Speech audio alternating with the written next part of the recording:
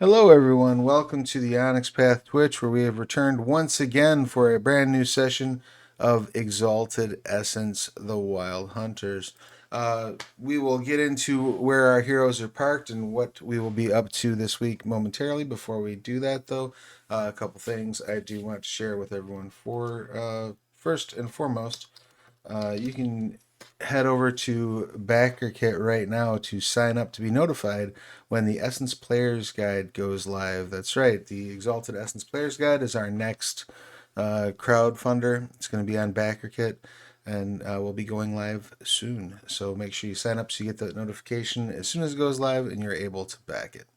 Also, wanted to take a quick moment to shout out two of our most recent releases Trinity Continuum Aegis, which sort of focuses the Trinity Continuum in like the um, Bronze Age, just at the cusp of the Bronze Age, Dark Ages. That is available over at DriveThruRPG in POD and PDF. Also, we recently released The World Below, our brand new subterranean fantasy game with a little bit of survival horror in the mix. That is also available in POD and PDF at DriveThruRPG. Quick reminder that prices at DriveThruRPG are going to be going up for PODs on April 1st. So if you have some books you've been wanting to get in print, no time like the present to get those things ordered before the price hike kicks on. I think that pays the bills for us. So let's go ahead and meet our cast. We'll kick things off with Bliss. If you could, please tell us who you are, what you do, who you're playing, your pronouns, their pronouns, and anything you would like to promote. Hello, I am Bliss Steel. I am playing Cessus Torre today. I might have to close my window because it is very windy out there. But my pronouns are she, her. Her pronouns are she, her. She is a sneaky, thiefy with a bow type thing, and also a big black cat. And I, Bliss Steel, do spicy video gaming streams. I am back from my hiatus now, so you can go to blisssteel.com if you are over 18 to check out my links and stuff. I will be streaming later today if all goes well. Glorious, and welcome back. And Thank next you. up, that brings us around to Michael. Your pertinence, please. Hello, I'm Michael. I am he, they, and I'm playing Cessus Volcan, he, him. I am a composer, writer, and voice actor that also stream on Twitch as Asterisk VTuber. And yeah, I'm currently adding more and more days that I'm streaming, as well as a couple of games that I'm running and being a part of as well. We're at the very last potentially episode or a few episodes of the season for my Trinity Continuum Anima Masks in the Mirror game, and that will be a grand old time as stuff might go down pretty badly because everybody rolled bad on what potentially the baddie is going to do. So that's going to be fun. Forward to it. Looking forward to it. And that's bi-weekly Thursdays, right? Yes, it's not going to be next week, but the week after. Glorious. And last but never least, Ryan, your pertinence, please. Yeah, I'm Ryan. My pronouns are they, them. I'm playing Tepet Maris, whose pronouns are he, him. I am a freelancer for Onyx Path. For a couple of game lines for Trinity Continuum Realms of Pugmire. The segue here is that I have a Learn to Play Realms of Pugmire game on Start Playing Games for Game Path for Game Night with Onyx Path, which is next Friday. It is EU friendly time, so it's set for 8 p.m. GMT, but I know obviously that might make it a bit awkward for some people. And by the time that this game ends, I will be able to make an announcement. Also, I need to go and answer the door, apparently. I will be right back. Wonderful. Well, while you run off and do that, I will catch up the audience at home as to where we are parked. When last we met, the heroes had kind of fallen back. The city of Wujian is under siege by forces looks to be of House Pelops.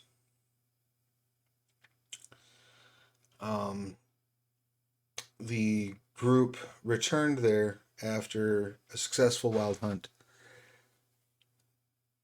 and found the island in shambles.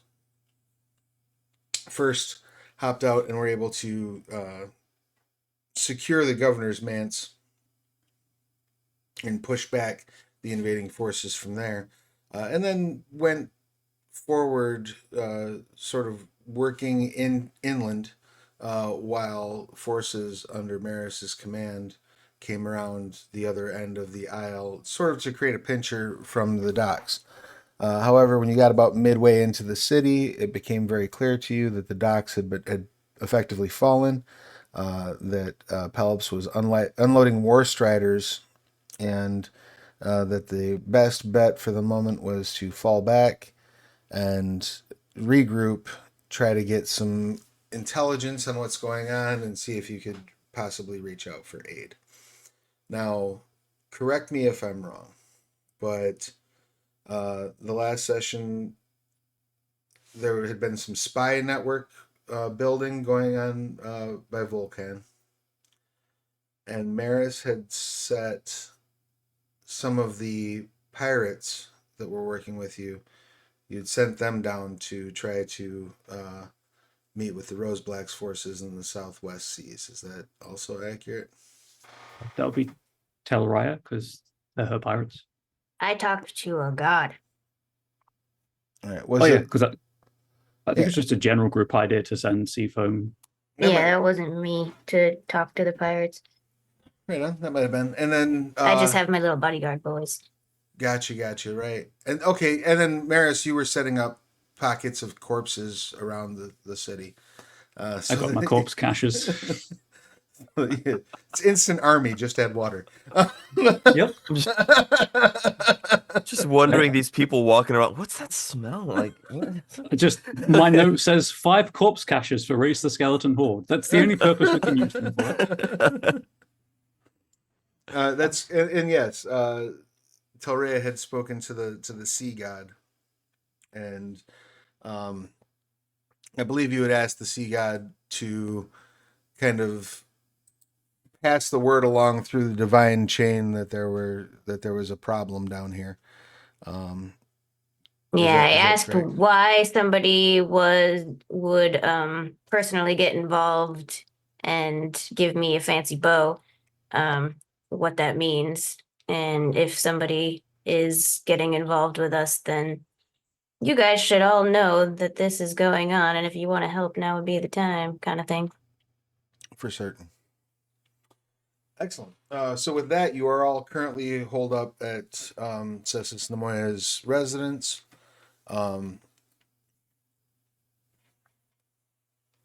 Let's check on how some things have progressed.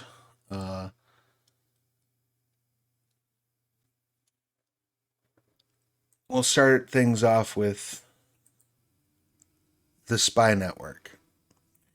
What all were you tasking them with at this point? Like, what were the things that you were trying to find from this spy network that you're constructing? Before that, if it was possible for me to spend my milestones. Oh, sure, yeah. If people have unspent milestones, thank you for reminding me. Yes, let's walk through them. Do you have any? What milestones would you like to spend?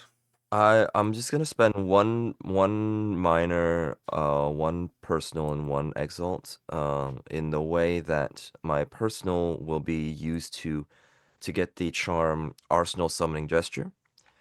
My minor to pick up the mode for the Dragon Blooded, and then no, sorry, my not my personal, my exalt is going to be used to take that universal charm, so that my personal be freed up to take the martial arts charm Snowfall is Winter, which is the coolest name. I don't it's and yeah, I think that does it for me. Excellent. Was there anything that you wanted to spend for Maris, milestones wise? Yeah, I was just checking which ones I have. I don't right now have anything immediately springing to mind, beyond the fact I've just updated that my artifact is now paid for. So that's cool. But if you give me like 2 minutes to flick through the relevant documents, I will find something. Sure, by all means. Did you have any milestones left to spend for Telrea, and did you know what you wanted to spend them with? Yeah, I think that I spent the ones that we had from last time already, but then the time that I showed up and nobody else did last week, I got one of each for that one, and I did just use an exalt to add my first attribute to physique, and I spent a personal to get a new charm, which is flickering shadow evasion. Make Excellent. me a little bit more dodgy. Dodgy is nice.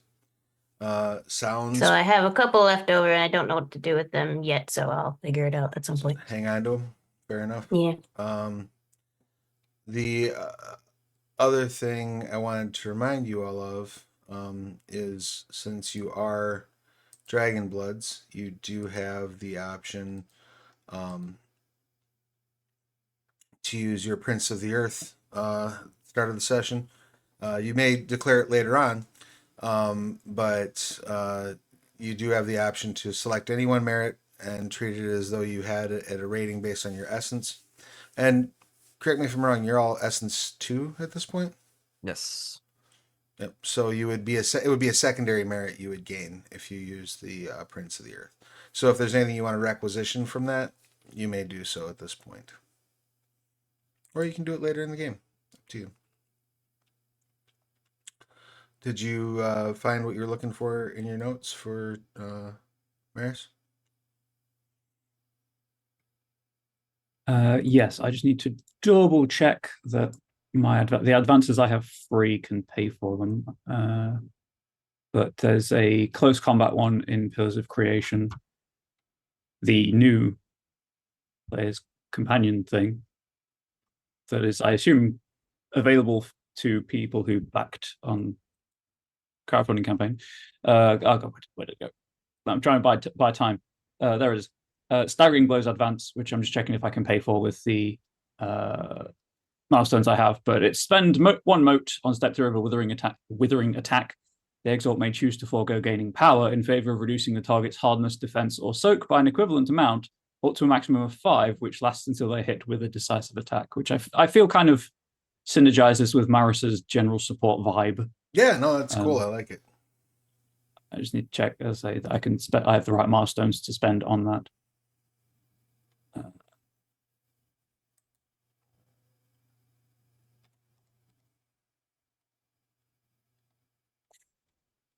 Yep, and I'll grab another Universal Charm because I was looking at one in Sagacity just now. From the same book, because I have access to it, and why would I not look at the new shiny things? Sure, of course. Just World Walker's Observances, which is access to thaumaturgic rituals, small magics, neither charm nor sorcery. It's just a random, just some small things that might be useful, might not be. Who knows? Fair enough.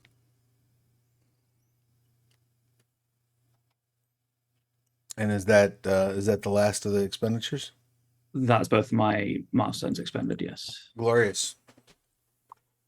So yeah, let's get into what we've got going on with this spy network. 2 main things that my goals were initially, and I'm very surprised that I still remember them, was troop movements. Number 1, that was the big thing, and also number 2, basically not necessarily policing, but also checking up on the residents, the people that are actually living in the city, and what their general feelings towards the troop movements are. For example, if they're in fearful of it or in disdain, something that we could probably potentially kind of utilize in an uprising, etc., etc. Those types of rumblings, and seeing if there are any amongst the residents. Sure. So I'm going to treat this as being a 2 milestone espionage roll. And they're both going to be at difficulty 5. Okay.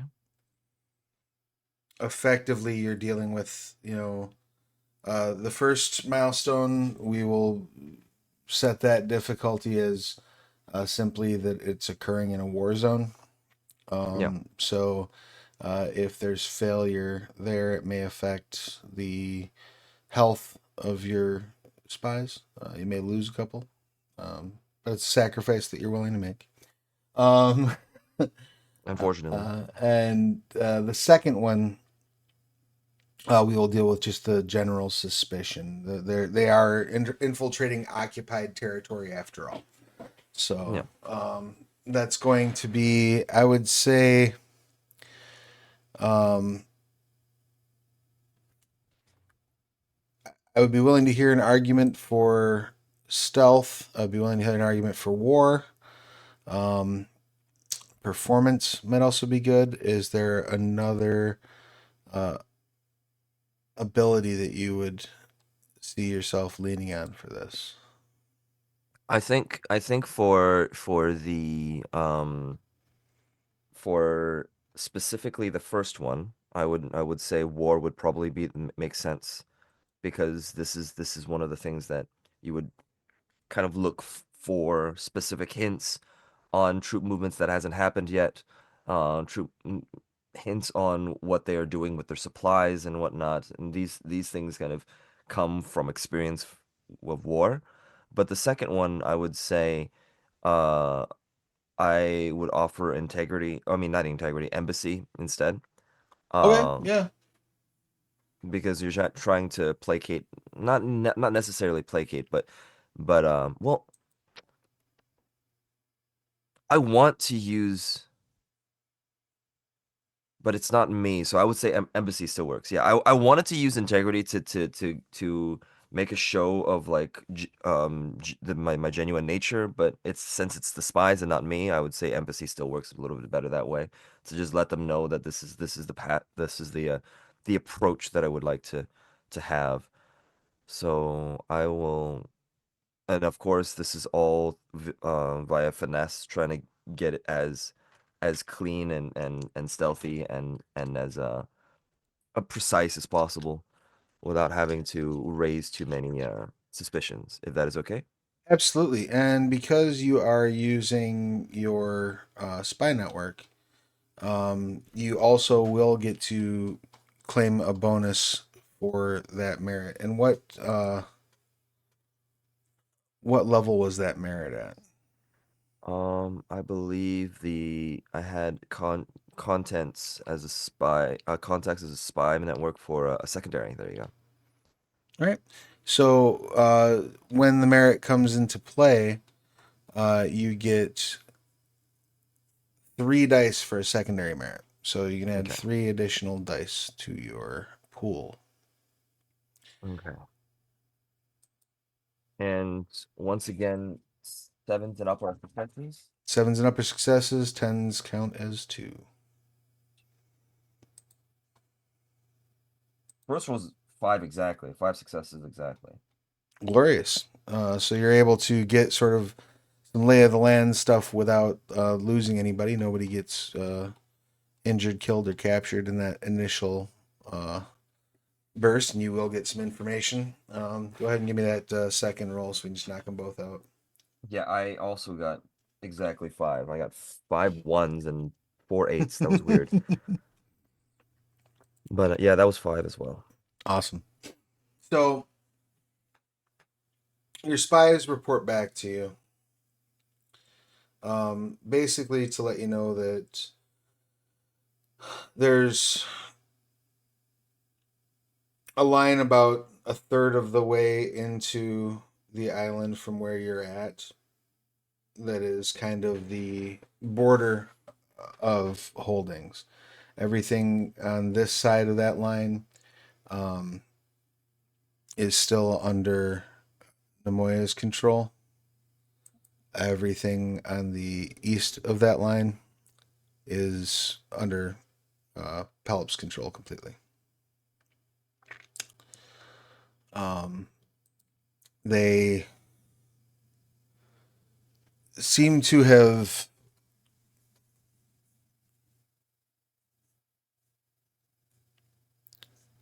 tried to minimize civilian casualties.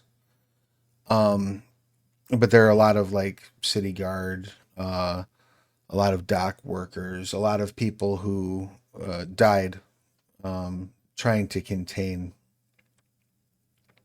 the Pelops forces. Okay. You do determine that they dropped off a dozen war striders who've arrived, and that they are setting out their main command base in the warehouses on the docks. So that's where all of the main command is taking place.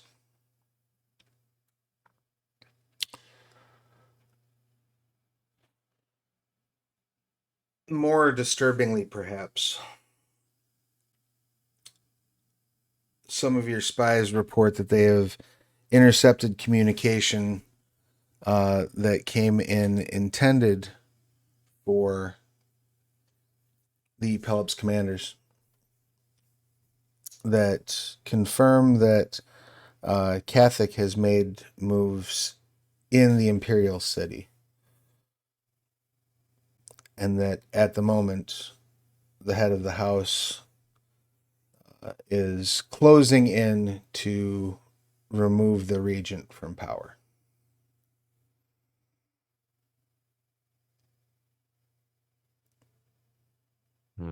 Okay. That's pretty much what the spies are able to reveal. I think that's the first thing I would relay to my companions, and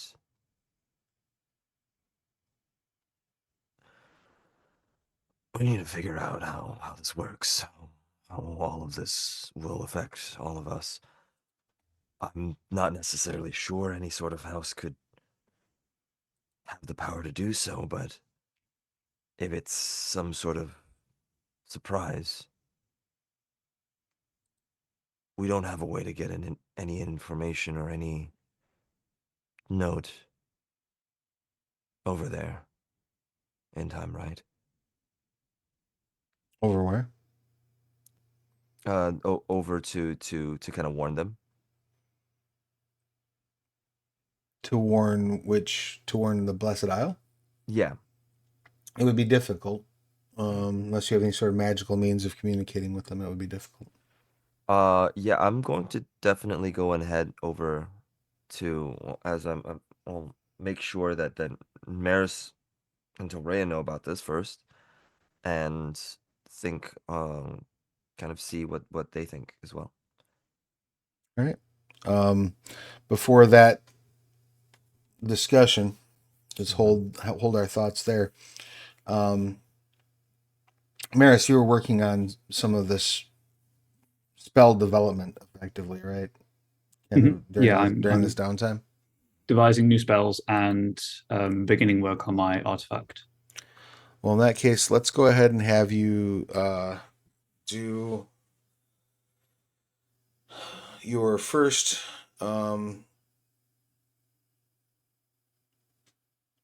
roll toward crafting that artifact. What are you leaning on skill wise? Sagacity, almost certainly, because that's my jam. All right. So yeah, let's go ahead and do a sagacity roll. You're going to be at difficulty 5, just simply because you're, trying to make sure you've got all the proper materials and tools together. Crafting an artifact not easy. So, Yep. yeah, let's mark that first one at difficulty 5. Just checking something on the list of things I can do. Would you allow me to spend 1 mote for my sagacity excellency? Absolutely.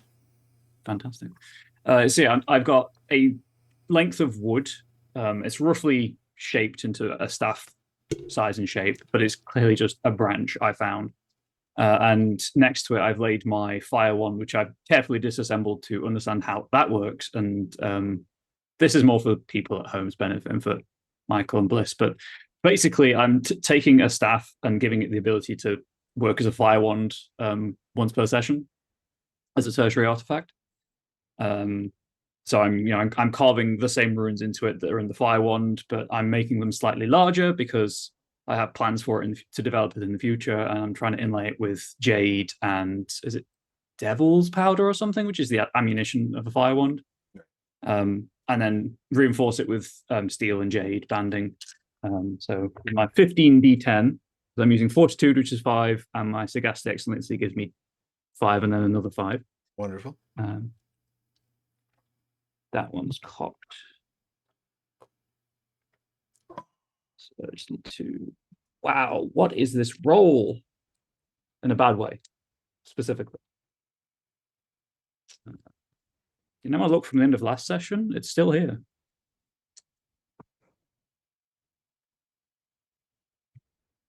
Okay, well, I have succeeded, but barely. 7 successes. Okay. You get your sort of base built. That's going to be, as far as you're going to be able to get this session on it, it does take a little bit of time to put these things together. But you get your base wand constructed.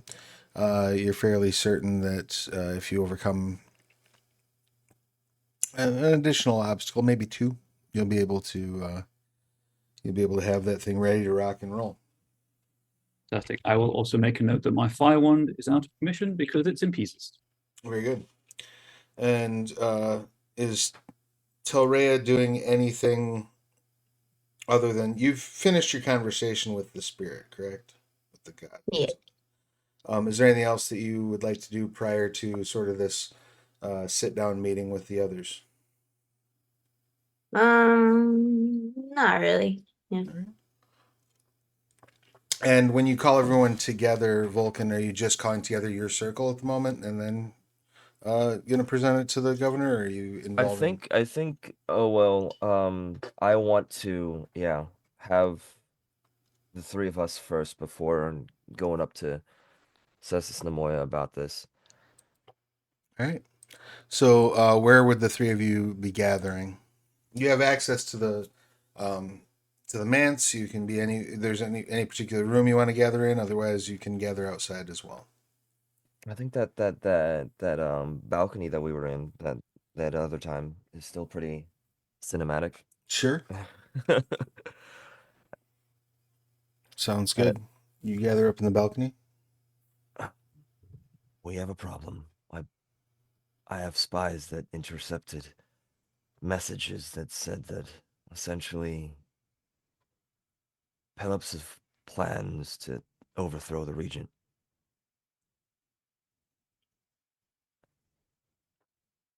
This wasn't their only front.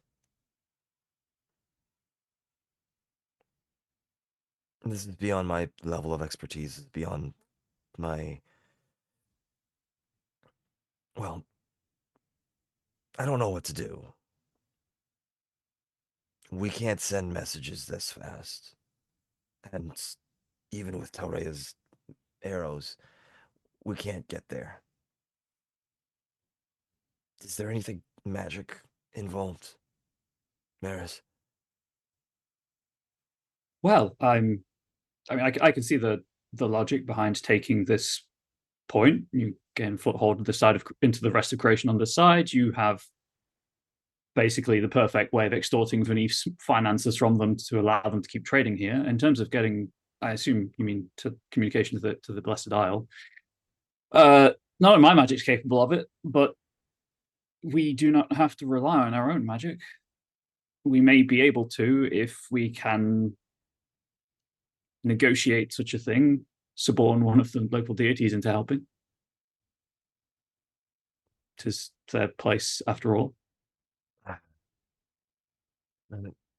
That is true.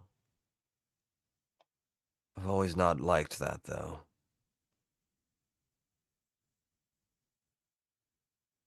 Cessus Nemoya's ambassadors will take too long. They will. Don't suppose you have any super speedy zombie fish? The undead are by and large useful only as ablative fodder.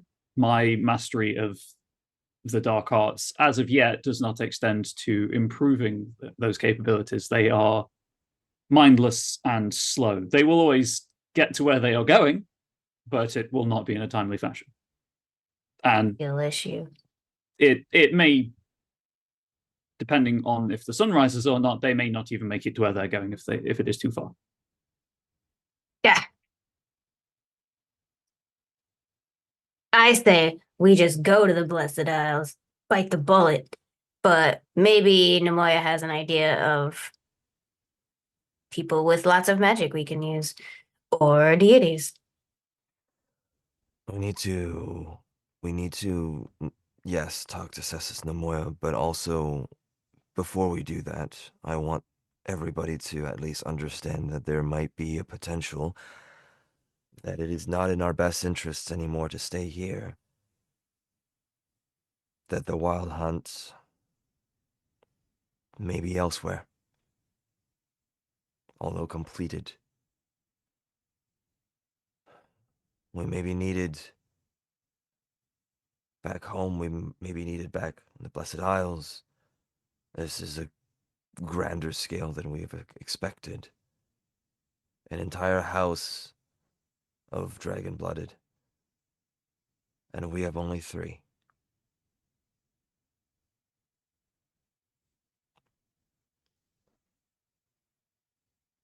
You are suggesting we let Cessus Nemoya and her people leave them to their fate under Paleps's boot.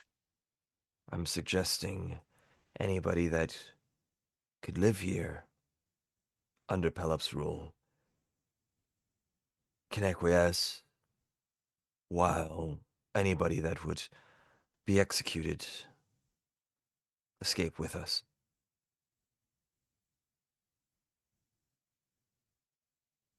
I have an above table question, if I may, Travis. By all means. I'm totally happy for you to say no to this. Sure. Well, actually, contextual information first. As Ryan doesn't know the answer. Would Maris know if traveling through the underworld is faster than traveling through creation? Oh my god, like Minecraft.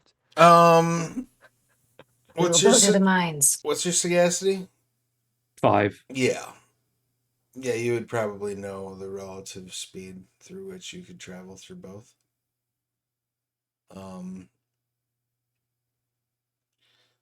I don't believe traveling through the underworld. I'm perfectly happy to be wrong about this. I don't believe traveling through the underworld in and of itself is faster, but there may be methods and means available to the Death Lords to move you along more quickly. But that would require appealing to one of them. That's what I was figuring, because the follow-on question was then, if you allow me to shuffle around one of the milestones I just spent, there is a first level necromancy spell that gets you into the underworld safely. But because just again for above table stuff for tactics with Michael and Bliss. Or alternatively, you know of a Shadowland that's not far. Yeah, I'm trying not to go there though.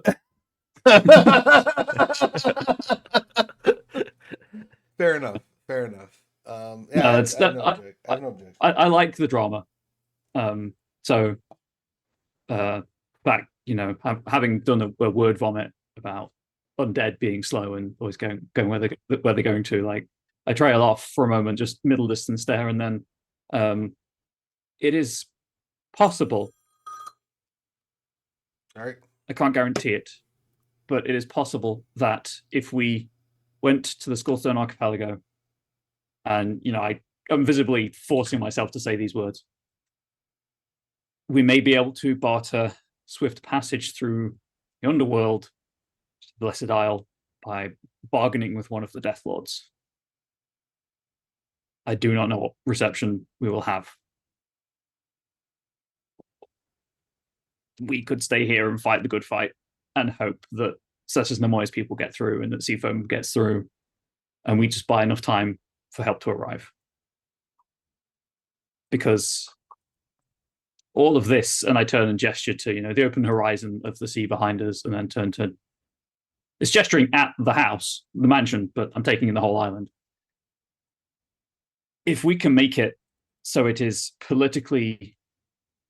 more politically inconvenient for them to take it through sheer attrition and expenditure of resources than it would be to give it up, we can still win. It'll be bloody, it'll be awful, but it's something we can do here for certain. Fine. It's completely false confidence, and you can tell that. Do we know that help is coming? We could only hope. Yeah, you at this point. have your best hopes that Seafoam and her crew will be able to grab Tepe Ajeva and come back with their legion. It would be a great boon to you. Like if they can show up, chances are good. Based on reputation, they will stomp a mud hole in the tails of your enemies, but that's provided they actually can get there. You don't know what they're engaged in for sure. You just know that they're in the southwest. So theoretically, that's the cavalry. That's the one hope that you have right now, as far as in terms of like backup.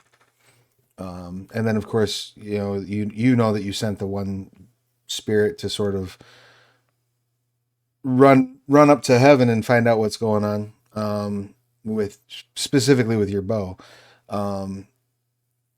So you don't know exactly what that might shake loose, but as far as like things you're getting backup for, the only thing you know for sure is that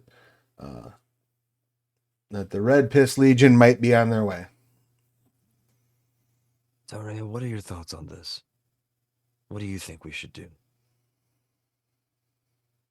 It's tough because I don't believe that the three of us, plus our pirate buddies, can buy enough time bargaining on a hope that we have help even coming at all, when the other option is to do our absolute damnedest to make a sure thing happen. And if we do that, then we at least have something else to hope for, as opposed to biding time, waiting for help to come, and then going to get more, which would result in a lot of, in the meantime, deaths. But so would staying here. But we help in the meantime. So it's tough. I don't have a horse in this race. I mean, I do because it's my house, but I don't have any bargaining chip of my own, Like, how are we gonna barter with the Death Lord? And What's my thought? we don't have a trump card. We just have trying our best or taking a risk or both. So I don't know. If it is any consolation, deaths here will not be meaningless, and just a slight flicker of necromantic fire dances around my fingers. I can. More death equal more Skelly boys equal more death on their side. Yes, it is. Well, see, there is that. I believe that we three are not necessarily enough, but we are, and we could be considered a trump card. Their first offense, we were able to back them up, kill 3 of their dragon-blooded. As far as they know, we could overpower them. We could try our best. They need to at least bring down more resources just to keep us at bay at this point. That is true. They're probably in the same position as we are as far as waiting for backup. They don't have any. Except I fear that it is a stall tactic for them to secure the regent before doing anything else. And that is a big problem for all of us.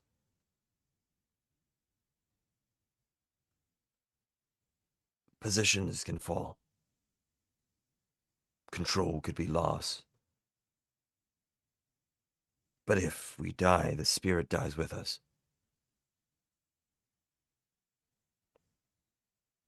That is my only concern. I, like Telrea, have no bargaining chip with the Death Lords. I do not know how they operate. That's not what I know. But I know that, at least for myself, dragon-blooded spirit is incredibly strong if we stay alive. House, title, land, claim be damned. As we are living, that's the real strength. Staying alive is our bargaining chip.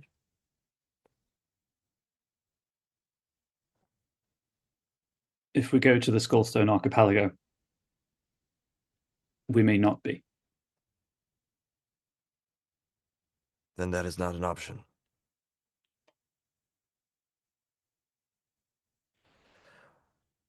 Let us go to Nemoya,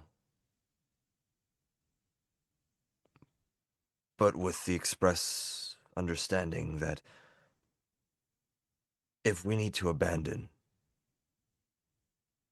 the island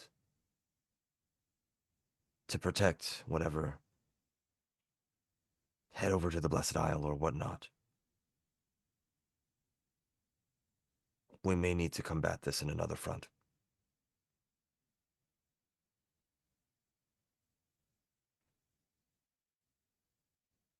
Right.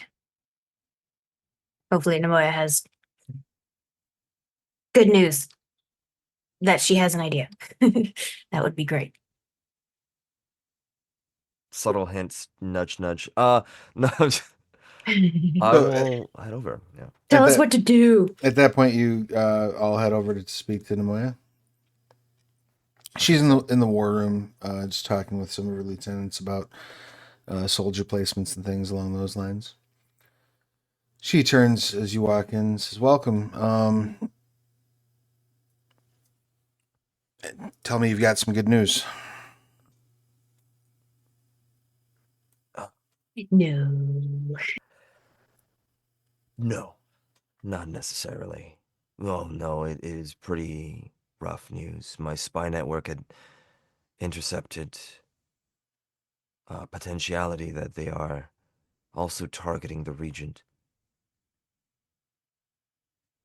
So this isn't just a localized coup. This is an attempt to take the realm. Upon several fronts, yes.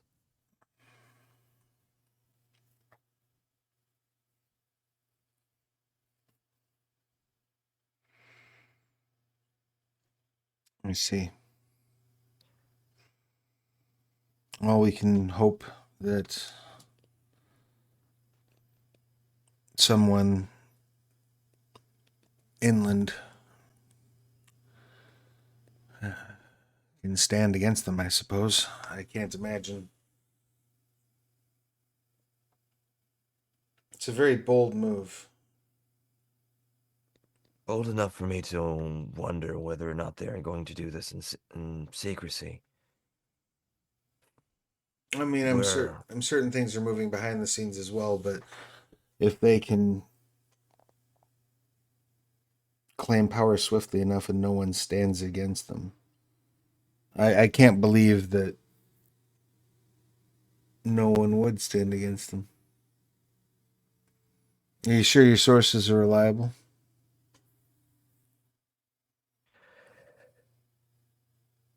letters directly to Pelop's leadership here.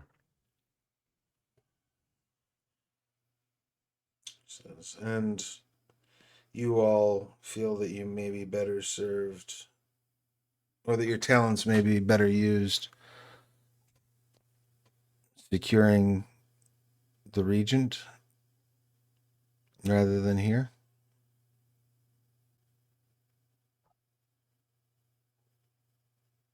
Permit me to say this, but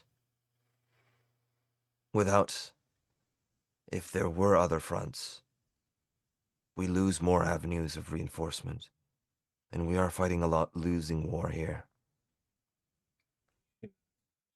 And frankly, none of you are beholden to this island. You have gone above and beyond the call of duty to assist us, but this is not your home. We've And I only understand that. And according to my spies, we've really only control of roughly a third of the island left. Well, if you must return to the Blessed Isle, you must. If a coup takes place, I can't imagine our position getting better. So if you're able to prevent that, wonderful. Myself and everyone that I can muster will do our best to hold the third of the island we have for as long as we can. Because you're right. If you stay here and help us hold our land, and the realm falls because of it, no one will come to save us. And if your pirates can be counted on, perhaps the Rose Black will arrive with her forces. Travis, Yes. would you, as the exact wording, would you agree that this would find that the state of the world right now would challenge Amaris's ideals? Sure. Yeah, I would say so. Cool. Great curse go. Wonderful. That's the trigger for air aspects. Oh my god, I need to double check that. I forgot about Yeah, that. everybody check your great curse trigger while we're on the subject. So mine is rash actions and taking on dangerous odds.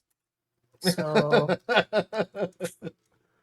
Oh, Yes. no. another reason why I don't really want to fight the entire force here by ourselves and thinking that that's a great idea instead of going to find Actually- help. Yeah, because you're a water aspect, right? Mm-hmm. Because the trigger for water aspects is confronting dangerous and difficult obstacles that are not soon overcome. Which This Yeah. is as well. Yeah. I really, really want a sure thing that I can count on, that I can hold in my hand and be like, this is a good idea. And I don't see that with us staying here and risking everything just so that we can say that we did it. Eh, I don't like it. Gives me the itch. I have there's definitely another great curse that can potentially incite, because the wood aspects experiences overwhelming sensations either for their own or by proxy for those they care for. And this is a little bit of a situation where the entire realm is in danger, so that is a that may or may not be a overwhelming sensations. That is all fair. And Let me- us. Yeah, yep. So yeah, let's see. So yeah, you would each sort of start becoming to your start weaving in your elemental behaviors. So our air aspects, the suggestion, and I'm happy to hear alternatives, would be that you are ignoring the consequences of heedlessly pursuing your own idealism or lashing out at those who try to moderate your behavior or convince you to take a different course. That's our air aspect. yeah, I'm happy to go with the default one from the book. The suggested one for water aspect is to attack the obstacles that stymie them with total abandon, utilizing disproportionate, ruthless, or impractical means without hesitation. So you may very well be like, yeah, we're gonna go to the Blessed Isle and kill everyone in the palace until we're sure everything is fine. Um, for example, and our wood aspect, yeah, may pursue greater and greater hedonistic pursuits, glutting on the sensations of overindulgence, or even the moldering lows in its wake. Or instead envelop those people that surround them in equally overwhelming and nigh stifling attempts to nurture and control them. I think the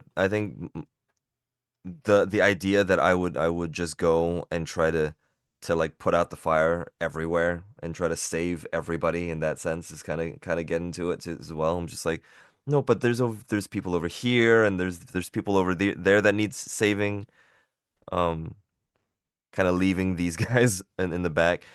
Um, And I think that given all three of your great curse manifestations,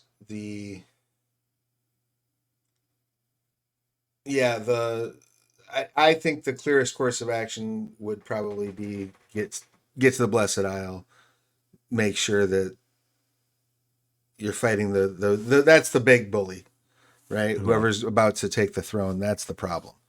Go for the sure thing. Yep. Get it done. Yeah. Cut it down. Tell Rhea, could you leave a note for Seafoam, if anything, of what we're doing? Hopefully, when they get back here with reinforcements, they would know why the connection has been missed, why you are not here. Yeah. I'll And leave it here with Nemoya, I suppose. and I believe that we potentially might have bargaining with the Death Lords regardless for reinforcements here. Um, I'm not too sure if that was the case. Nemoya, is that true? You're asking her if she's planning on bargaining with the Death Lords? Yeah, yeah. Did they went go to ask for reinforcements in the, correct me if I'm wrong, the Shadowlands? Barrel has gone to the Skullstone Archipelago. Yep. Ah, So yeah, they might get here faster than Roseblack's Legion would if they come to help. well, So then that is we an have option. we have avenues of reinforcement that might potentially come. I could only wish you the Godspeed. You as well. Um, If we wait until nightfall before leaving, I can buy us time. Then we wait until nightfall. I see. Very well. I will see to it. Bring your ships round this way, and we'll try to lower down as many supplies as we can to them. It's gonna be a little difficult to restock your ships with no access to the docks, but what we can lower, we will.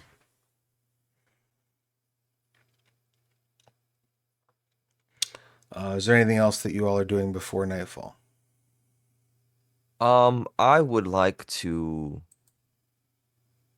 ask, because after picking up this the arsenal summoning gesture, I would like to ask if am allowed to flavor it in a way that has to do with my kind of background study on the Gatemian problem that we dealt with before.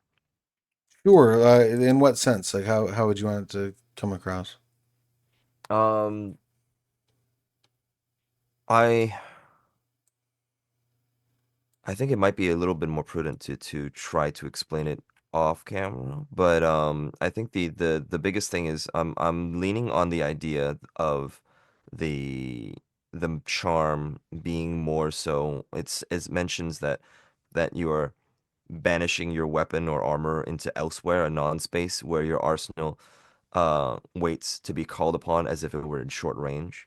Sure. I was wondering if this idea could be kind of like almost stumbled upon, that I tapped in, that could be stumbled upon, that essentially is that the almost as if I'm tossing it into a timeline that doesn't exist, for it to be able to be called, because it is a non-space Sure.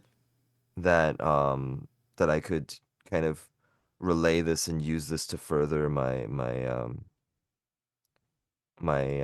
studies on the Gatemian, on what this Gatemian aspect means, at least the Exalted mean.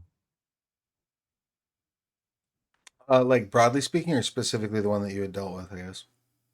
Kind of. I think it would probably start with the specifics, because knowing what she was, and kind of using the experience of what happened with her first, if anything. But I do have, yeah, I think that, so probably specifically her first, because that's the only anchor I have of what Gatemians are. Okay, sure. Yeah, I don't see any objection to that.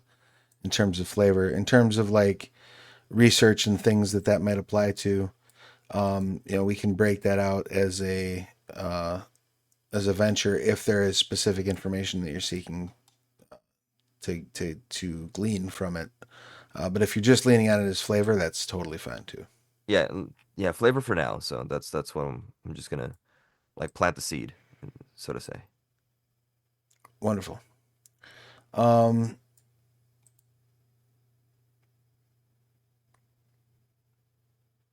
Wonderful. Uh, any other activity as we are waiting for the sun to set?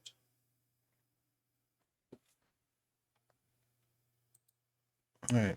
I'm trying to think which is a better expression of the Great Curse. Either I think it's pull all of my soldiers back with us. I Okay. think that is the better expression of the Great Curse, because just ignore what that will mean for the island, because Pelops and Kathak are doing something that completely contrasts my ideals of Right. honor. Right. And they must be corrected in that. So I'm pretty sure that's like I'm ordering that and marshalling my forces. Yeah, I mean, my assumption was that you would grab all of your soldiers and that you were planning on at sunset just leaving them with a bunch of corpses to deal with. Like, good luck, y'all. Yeah, I was going to raise all 5 corpse caches and send them on. At some point during the day, I would ask Volkan if there was any particular like weak point in Pelops's defenses that might be taken, and if there is, all 5 corpse caches go to that one place. Okay. As a spearhead, and distract them from what we're doing, which is leaving. And can you can tell them to obey someone else too, right? You can be like, here, you are now. While they're alive, presumably. Hang on 1 second. Where's my spells list? I've Yeah, got too many you can't too many raise charms them and like spells now. with that inherent understanding, but you can be like, you all will now obey this person while we run away. But it's a very heroic retreat. Yeah. Brave Sir Robin ran away. Bravely ran away. Well, it doesn't say I can't. Let's put it that way. I'll allow it. I think that's fair. I think that's fine. Follow this person's orders is an order. So you know what I mean? Like, I Yeah. don't see why that would be a problem. Well, it would also make it kind of difficult to be like, I've raised the dead, but now they're attacking me. It doesn't. Right. They have to presumably take. I mean, it's also the flavor text is you command the dead to rise and obey. So, yeah, I guess it's implied that I can command them to follow someone else's commands. Sure. Any other business that you all would like to attend before leaving the island? I believe my 6 pirates will come with us. My buddies. All right. And I will indeed Bodyguards. utilize my my arsenal summoning gesture for the first time, and just taking the sword and stuffing it into this like non-space, kind of like ripping a hole in the reality of the world and just kind of putting it away, and the world just kind of like zips up, and well, there it is. We're not having to deal with the sword on my back for a while. Glorious. A little lighter this time. faster Cloud for- storage. Yeah, exactly. Beautiful. You all pack your things. Namoya offers you a heartfelt expression of best wishes and says, I've arranged for one of my top navigators to join you to help you get where you're going. She should already be on your boat, on your flagship.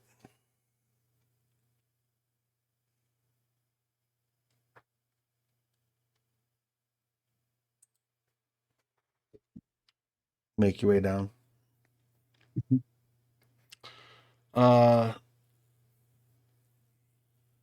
When you arrive, you do see the navigator. It's a rather thin woman. She has sort of delicate looking prosthetic leg. Her right leg, from just above the knee down, has been replaced with what appears to be a star metal contraption of some sort. She introduces herself to you as Ellentine and says she is one of the merchant navigators who operates out of Wujian, but she knows the routes back and forth to the Blessed Isle like the back of her hand and is fairly certain she can shave days, if not weeks, off of the journey.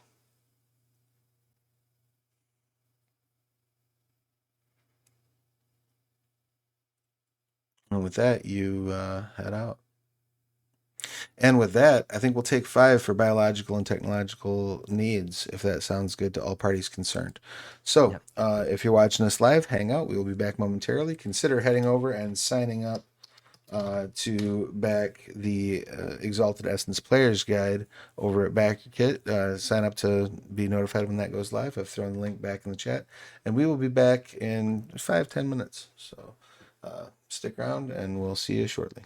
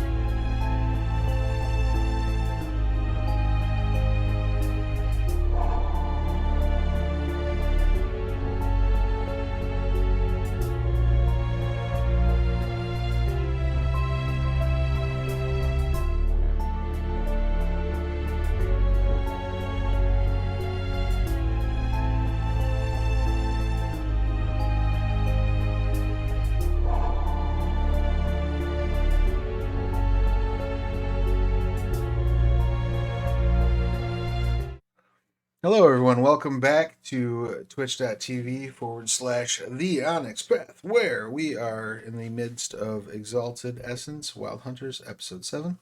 Just want to remind you once again, the Essence Player's Guide is over. Well, you can sign up right now to be notified when it goes live over at BackerKit.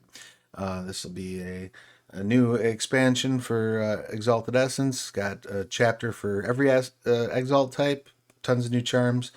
Make sure you sign up so you don't miss out when it goes live. Before the break, the group had decided that in their infinite wisdom and perhaps in the throes of the great curse, have decided that rather than try to hold Wu Jian and participate in the fight there, their expertise was needed on the Blessed Isle, where they must return so that they might face down the participants in a coup who seem to be planning to take out the regent and seize control of the Blessed Isle itself. To this end, they have gathered Maris's forces, gotten together on the, I believe, two boats that you have, and been granted access to Ellentine, who is a navigator in the employ of the of House Sessus at Wujian. So, that being said, you have started to make your way back eastward, headed toward the Blessed Isle. Let's see what we can do to make this journey pop, shall we? You are making your way. It's going to be a relatively lengthy journey. It's a couple weeks to get back to the shore. And I just want to check a couple of things real quick.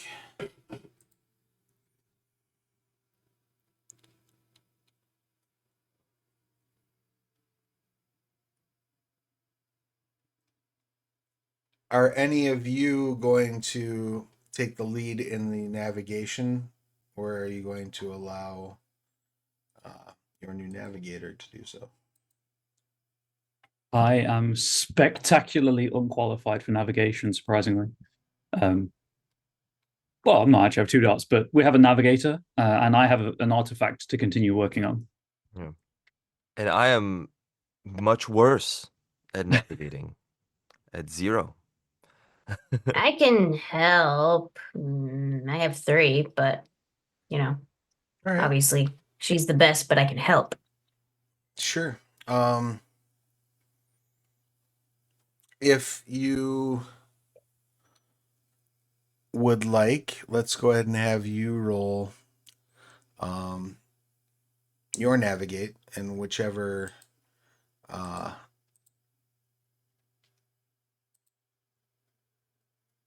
attribute you feel is best to pair that with. And I just need to check something over here in our Exalted book. 5. Glorious.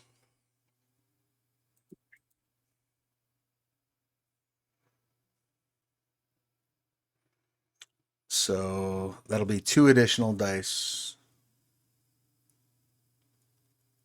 added to her roll. Nice. I helped. You did help.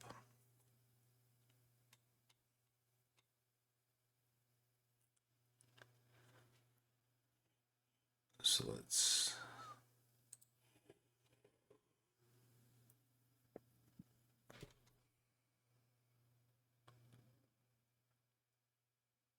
All right.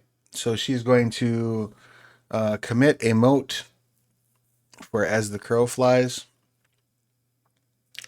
And reduces the time scale when journeying toward the Imperial City by 1 step. So that's pretty nifty.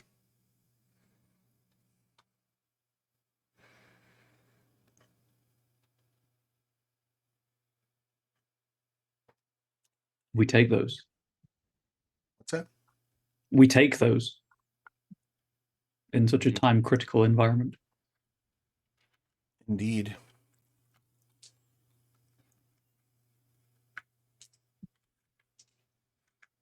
Let's see how she does on her navigate roll.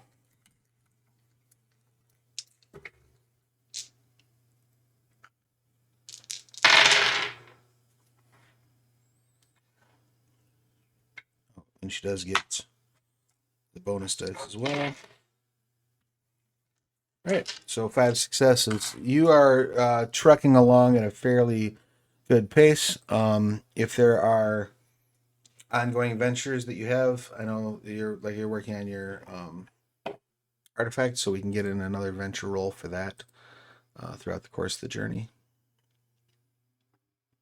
Same pool, I assume. Yep, same and pool, everything? same difficulty.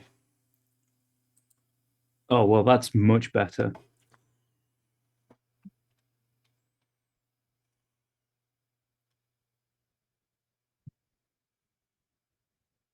Sorry, it's a bit dark where I'm rolling my dice. That's all right.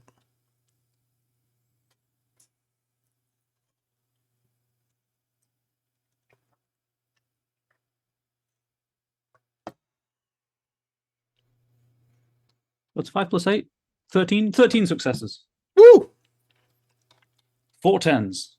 You are in good shape. In fact, in such good shape that you have effectively finished your staff a little earlier than you expected.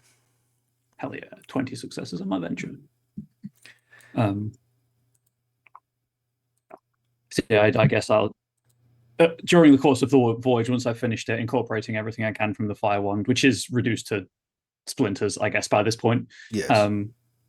A couple of training sessions on deck as I'm going through just staff kata, which I guess Vulcan is an experienced melee combatant. You can tell that this is something I learned by rote but have never used before, and I'm like reteaching myself it. Occasionally, the jade runes inlaid on it will flare, and just a blast of fire will come from it. Seemingly to my surprise, more than anyone else's. But there's a definite look of like pride that something I have designed and wrought with my own hands has reached fruition. I will just casually joke, knowing that it is a really impressive feat, while smiling. Just careful, Maris. We're still on a boat, you know. Yeah, yes, of course. I'll be sure to finish on an upswing next time, Yeah, we'll have a little bit of a fireworks show. and then the sails catch fire.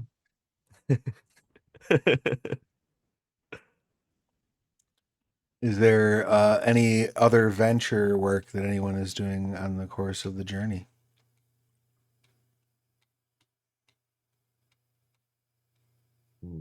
Not on my end, no. Wonderful.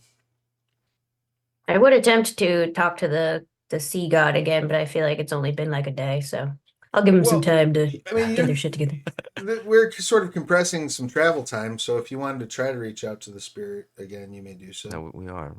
Yeah, might as well, just to be like, any news? LOL. I mean, they probably did say that, like, don't call us, we'll call you, but I'm calling them. Sure. Got nothing else to do. I'm on a boat. I would like you to roll, if you would, integrity for me. Difficulty 5. I have 0 integrity. Excellent. You may pair it with whatever attribute you want to roll, so you can roll that attribute, Yeah. but you are at difficulty 5. Oh boy, I'm sure I'm gonna do great. 3. So are you engaging in this communion by yourself, or are you having anyone present when you try to reach the spirit? I just do it by myself. So you reach out to the spirit, and almost immediately afterward, your memory of the conversation is notably faded. Like, you remember you talked to the god. You remember they affirmed that help was, in fact, on its way. But the specifics of it just seem to elude your memory. Like I had a dream and I forgot the dream. Almost, yeah. Well, that's good. You know, they didn't say screw you and told you not to call me.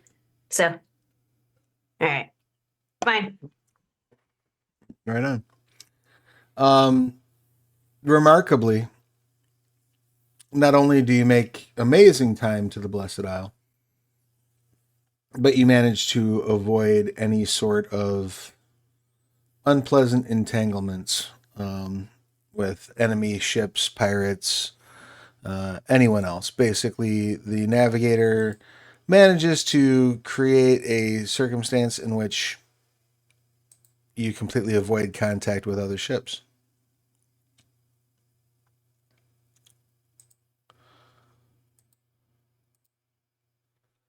With that, you arrive. Now, would your plan be to try to get as close as you can to the Imperial City by water, or are you going to try to land and then move troops overland?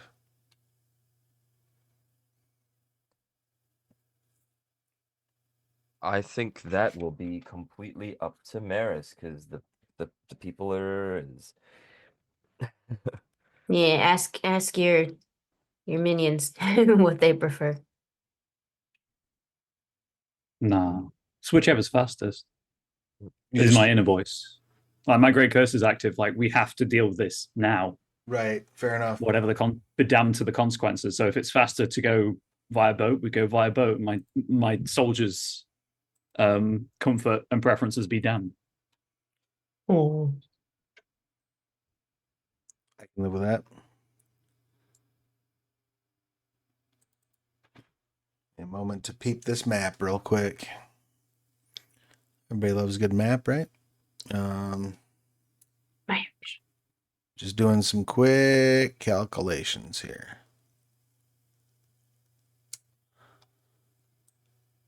Okay, so there are a few ways that you would be able to get to the Imperial City that would be effectively by river. Well, no, actually, you can.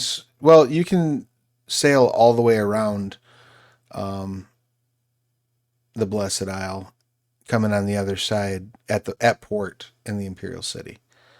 It shouldn't be too hard for you. You decided to take the northern passage to try to avoid any sort of entanglements. And I'm assuming you're going to sort of hug the larger continent rather than be along the shore of the Blessed Isle. But correct me if I'm wrong in that assumption. Again, whichever's fastest. Can I see the map? Is there a way for me to? Yeah, Is it in the book? I don't believe it's actually in the Essence book. I'll pop it to you over on Discord, though. Yeah, I just want to see it. Sure. 1 second. I'm a visual person. You should have it in Discord, DM. I can send it to Cool. the others as well, actually. perfect. Ooh. The power of Discord. Wow. Oh, okay. Because So I know I've got the map somewhere, but I think it's from it second would edition. be a little faster to hug the Blessed Isle than it would be to hug the larger continent. So if that's your command, that's what they'll do. And as they do that, why don't we go ahead and have each of you make we'll say an awareness roll. Just a little awareness roll for yourself as a treat. I I don't like like treats that. like this. Oh. Any preferred attribute for that? I think pair it with whatever you feel is most appropriate for noticing some shit going down. Got Okay. 3. 2 successes.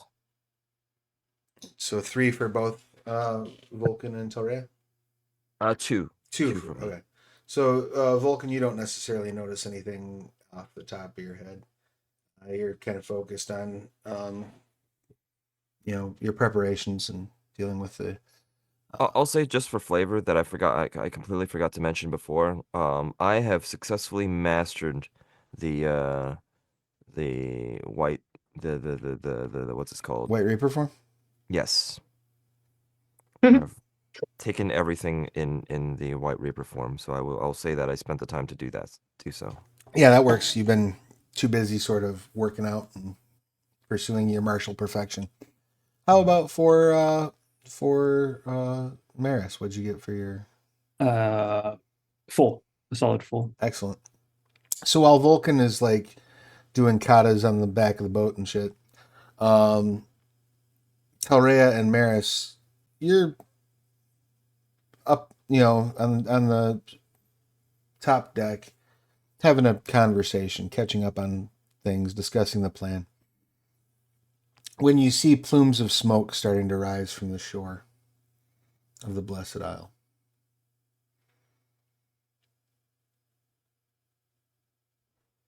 I will In the draw distance, Telray's attention you can hear to some see. screams. Uh-oh, that's bad. I was like, oh, look, they're sending us smoke signals. They're saying hello. But no, screams are bad. Should we investigate or should we continue to hug? I glance in the direction of travel, and there's clearly a battle going on within me right now. My ideals are clashing. However, I do have the minor virtue of compassion. Okay. So I'm reasoning that would probably give an edge to investigate whatever the fudge is happening here. Sure. The curse has driven me here, and we still have to deal with what's happening. But this is technically part of what's happening in all likelihood. Stands to So- reason. Or, you can always pull up to the shore and be like, oh no, that just looks like normal war shit. And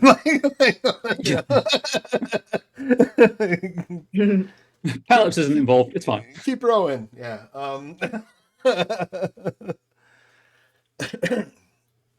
So I would to tell Raya we should check this out. This could be unrelated, but in light of what has happened recently, I doubt it. I really, really doubt it. Yeah, and it'll I get us on the land. So will might as well go in with a bang. unconsciously. I've spent a moment to do it, but as we're not in combat right now, it's fine. So I guess my anima lights up slightly as I unconsciously, because I also have Arsenal Summoning Gesture, summon my new staff to hand from the air next to me. Wonderful. At that point, you clock Vulcan that the boat's turning. Why has their course changed? The war has spread. And I'll point out the smoke. Yeah, we gotta put out some fires, literally. If you think that's a good idea. Yeah, I think so as well. Cool.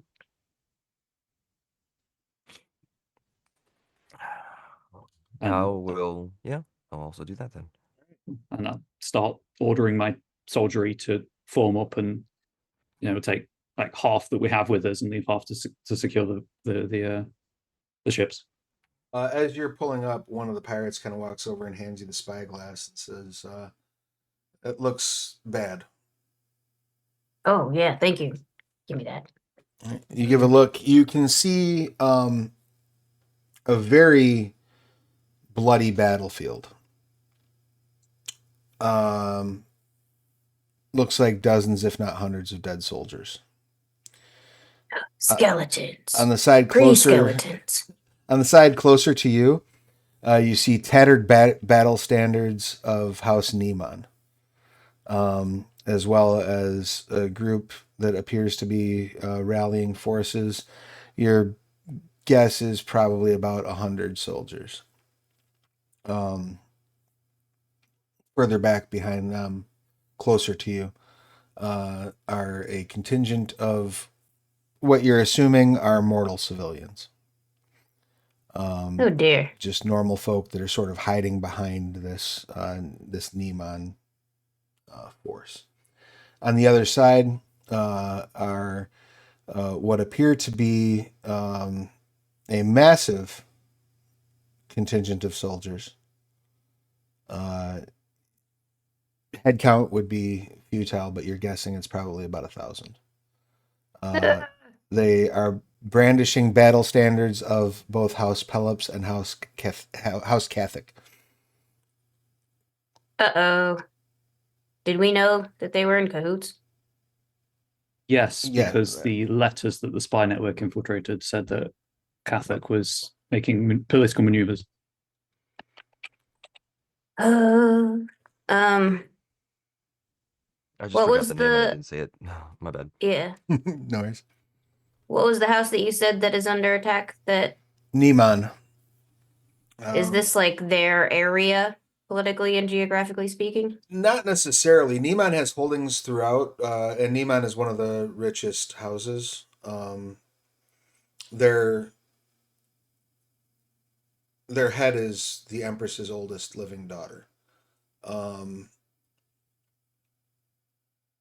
And kind of for a long time, they were sort of the favorite. Like, people assumed that if the Regency ever stepped down, that Neman would be the next one to ascend to the throne. Obviously, every house kind of politics and attempts to sort of maneuver themselves closer to that position, but Neman had been the favorite. Yeah, it gives the baddies a good motivation to want to take them out. Right. Now you can roll embassy if you'd like. I'm trying to think of what else might come into play with it. Embassy or sagacity, I suppose. Either one would be fine. To see if you know if this particular like town is a Neman holding. May I get in on that? Yeah. Yeah, Yeah, I'm bad at those. I'm good at sagacity, but I'm going to use finesse, which is my lowest attribute, because it seems like just a quick thinking kind of thing, rather Sure. than I've got time to study it That's and draw conclusions. absolutely fair and appreciated. Where was this look last time? Just remember, the dice giveth, and Yeah, they 6 do the other successes. thing too. You know the fuck out of that village. Yeah, in fact, you remember, Maris, you have almost like a little memory flashback of when you were but a student at the Hepatogram. You and several of your other students, those who were focusing on necromancy, were taken on what essentially amounted to a field trip to one of Neman's summer homes on the North Shore. You met very briefly with Neman herself, but then spent a 2-week time studying under one of her children, who is effectively a master necromancer. So as far as you know, not only is this town like a Neman holding, like this was her vacation house, or one of them. Mm-hmm. So- The runes carved into my staff start lighting with necromantic fire. As just, again, that great curse causes the storm within me to rage. Could she be here right now? Hope not. It is possible, having relayed this information, it is possible, however, and I gesture with my staff to the Nemon forces, they would probably be with her rather than civilians.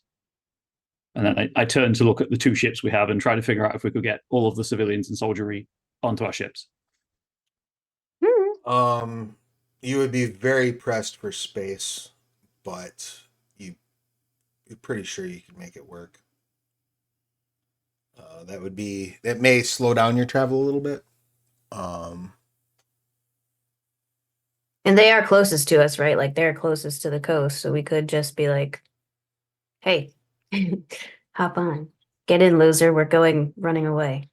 We're going politicking. Loser, and then we are running away in the same sentence. Is amazing. You're welcome.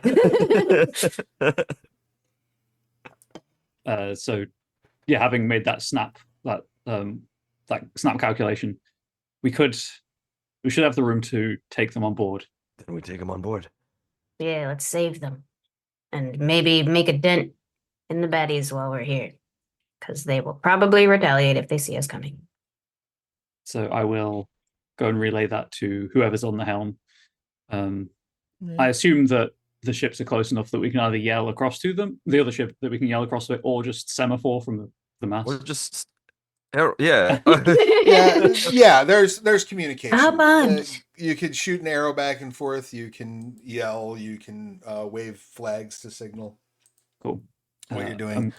There are, I'm sure, several ways that would actually do that. Full disclosure, as your storyteller here, not only do I know nothing of nautical tradition, I actively dislike boats and water. So Cool. We'll get off the boat as soon as possible then. So I'm like, yeah, sure, whatever. We'll get off the ship. There are ship fans who are like, it's a ship, not a boat. Yeah, no, for sure. I'm not one of those people. I'm like, I'm like, I don't have, if evolution wanted me on the water, it wouldn't have taken my gills. That's fair. So, yeah, you're able to signal across, and as you do, Ellentine is right next to the actual helmsman, sort of speaking. And she just turns to you and she says, I believe the mistress is here. Oh. Double check her home before you return to the boat. I nod, and then how close are we at this point to what's going down? I would say you're probably at extreme range right now. Okay. In which case, I will, with my ability to jump range bands, wire through my way up to the top of the mast. Foremast if we're on a multi-mast ship. Sure. And then, as soon as I can, jump from that to like the back line of the civilians and make my way through to talk to them, and I'd be explaining this to Telerai and Vulcan as well, because I don't think they'd take kindly to being shot at from behind, even if it's just a message arrow. That's fair. But I can get there fast. I can probably get there the fastest just because I can, jump great distances. Sure. You leap across as I'm assuming like anchors are dropping and planks are dropping and preparation is being made to bring these people on. Now, are Vulcan and Telrea going to disembark as well, or are you going to stay on the boat for now? 100% disembark. All right. Excellent. Telrea as well? You're hopping off? Yeah, I'm hopping off. So the two of you come kind of running up behind. As soon as you arrive, like when you land, like a couple of the civilians turn and like unthinkably to you, like brandish clubs at you.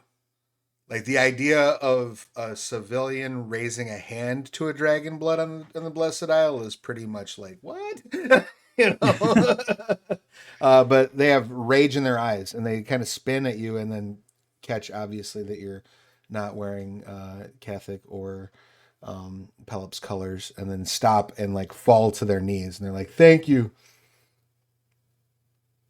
I don't even notice this. My eyes are set on the banners in the distance, and Volkan Telraya and my soldiery would be used to this by this point, but I will I will commit that moat for storm calling source strategies and summon the storm into being to lash their forces. I Excellent. believe. Yeah, it just says enemy battle groups, so I assume the House Nemon forces are safe from this as well. Yep, yeah, you can determine who is your enemy and who is your ally in the course of the storm. So Fantastic. I'll immediately walk towards the villages and just get on the ship. We're leaving, but also is the mistress here? there's a lot of like murmuring, and then they're like, ask the Dame Commander, and they sort of point over to a woman who's in like blue plate armor that has like chunks of it visibly ripped off. She's got a bandage around her one eye, and like one of her legs is visibly splinted, and she's got like a makeshift cane that she's standing on, or makeshift crutch that she's leaning on, as she's sort of shouting out commands to people. If that is the case, fine. Help your fellows get on the ship as much as as possible, and as fast as possible. They start And we'll head over. they start shifting people away. The Dame Commander sort of looks down at you and says, "Brings you here?" Fate Treachery. coming back from a wild hunt, we uncovered treachery from Pelops and what was the other house name again? I've suddenly Catholic. Catholic. Treachery from House Pelops and Catholic. Indeed. And from intercepted notices, I believe that our best course of action was to come back and offer aid. We've reason to believe that potentially that the mistress is here. Mistress Neiman is here. She is. She's in her manse. We've been cut off from her. We're her personal guard. They came with overwhelming numbers and have pushed us back. As far as we know, she is still alive, as we've seen. And at that point, like the sky lights up in the distance, revealing sort of this domed building amid the wreckage that you remember Maris as being the home where you visited, and it's effectively like lightning shooting out the windows of it. And she looks over at that and says, "I believe the mistress is still alive." Then I believe we should go and rescue her. Indeed, we've been trying. Unfortunately, the combined might of Pelops and Catholic has put up a perimeter that's almost impossible for us to get through. We've been throwing ourselves against their soldiers all day. Hopefully, this storm will help a little bit, but they came in vastly outnumbered us. Well, This it's time to storm- outnumber them back, right, Maris? The storm will help. And I guess this is the point at which I generate some will for myself. Excellent. I'm gonna activate my Sagacity Excellency. You may do so. Go ahead and give me that focus will roll. And whilst that's going on, the Dame Commander does say, like, it would be easier for a smaller unit to get in there. My team is not necessarily trained for infiltration. We are a guard unit. But if a smaller elite group such as yourselves might be able to sneak in past their defenses and make your way into the manse, provided it didn't kill you, and then assist Neman. We have a contingent of troops that we could use as a distraction, as the three of us could go in. Wonderful. Then perhaps we can take our remaining forces and marshal them around to the west of the troops. If your people can come in from the eastern end, we can pinch them off. And that should be enough to distract them, I would assume, between that and the storm. Yeah. Sounds like a plan. Macabre to say it in front of the Dame Commander, but Maris, do you think there are enough bodies to bolster us? So the dice taketh away. I didn't even succeed at the roll. You see, 2 successes on 15 dice. What? as you see Maris like making gestures and like trying to like pull this will together, you also can clearly see like the rage bubbling like behind Maris's eyes to the point that they can't concentrate on focusing will for this spell. Like you can see that Maris is about one bad moment away from just a blood rage. Yes, through like just gritted teeth. I will order my soldiers to follow the Dame Commander's orders. All right. So that they are not my concern right now. And then to the Dame Commander, I hope your soldiery does not scare easily. We have faced horrendous odds before. My my soldiers will stand their ground. Good. And then like just give me a breather. I need to wait another round to occur so I can try again. Yeah, I'll just use the time to kind of like pat him on the back a little bit and just we'll rescue the Mistress Niemund and we will get into the capital. It'll be fine. It's All gonna in due be time. okay. Sneaking in is my forte. That is Exactly. true. That is true. So are you going to? So is the plan then that all three of you will sneak in once Maris has raised the dead, and then go from there? Let's get another focus will roll out of Maris, please. I'm also now at 3 anima, so stealth might be. If I have to do this any more times because of the dice taking away, we may have a problem. I mean, I'm just down. frontal assault is fine too. I mean, I'm White Reaper roll for a reason, or White Reaper style for a reason. They all sneak in. Yeah. Well, you guys. Yeah, I mean the two of you could go in like guns blazing while Telrea goes around That the works back. too. You know. Yeah.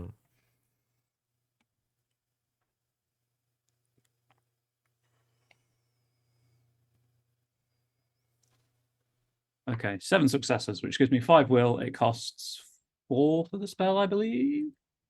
Yep. Yes, spend 4 will.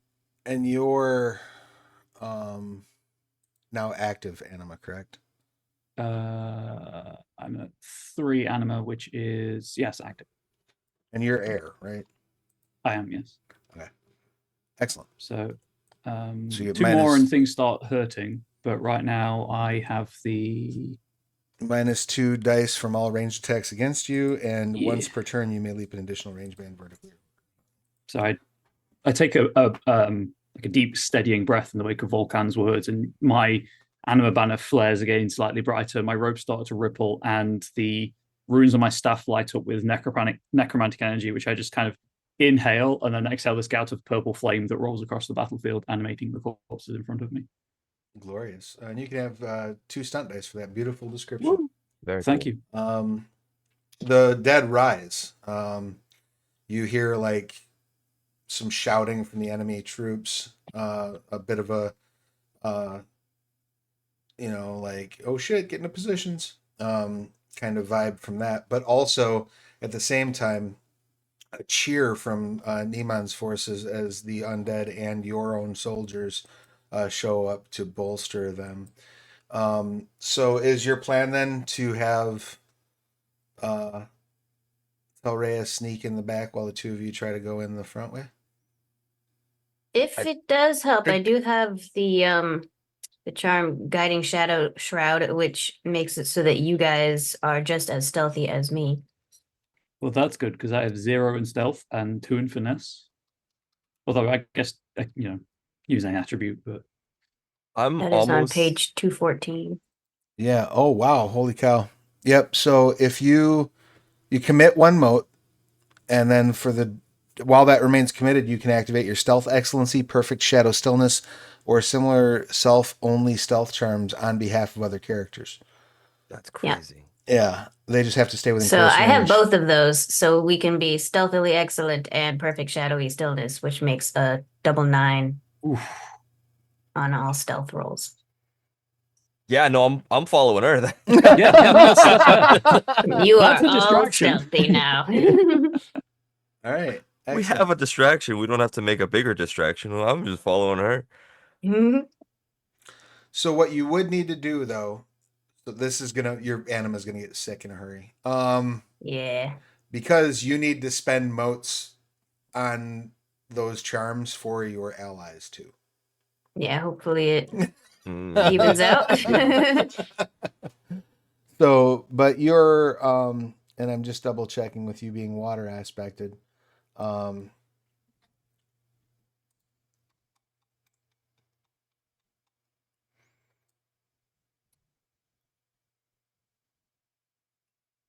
Okay, so that just will let you move along liquid surfaces. That's fine. That doesn't affect anything. Add essence and automatic successes to gambits where you attempt to disarm an opponent or pilfer an item. That's not exactly what you're doing here, so that's fine. So yeah, what I would say you can do is you can activate your stealth excellencies. If you want to apply that to all three of you, then you're gonna need to spend 3 motes for it. Okay.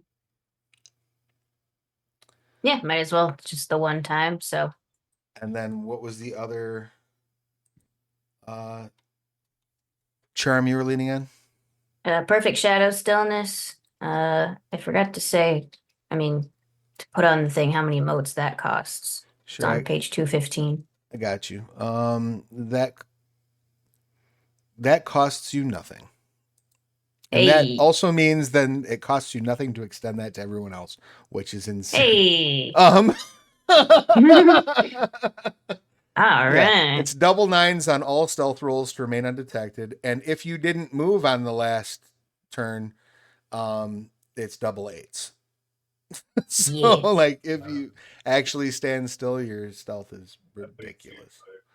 Yeah. You just All right. you're just not Let's not do not this. So then, what is your stealth? I've been waiting to be stealthy this whole time. By golly. What is your stealth So score then? 5. Talia? Yours is 5. Okay, so you can roll your stealth times 2 plus, I would assume, finesse is what you're leaning on. Yeah. The rest of you get to add 5 to whatever your stealth pool would be, and you all get double 9s. So All right.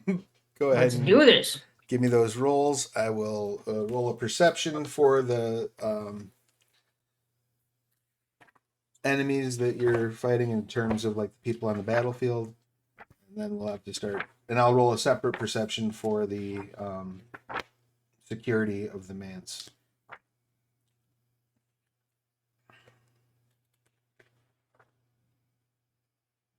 With the double 9s, that is 5 successes for Maris. I got 14 successes. Where the hell did Tilray go? Thanksgiving. God.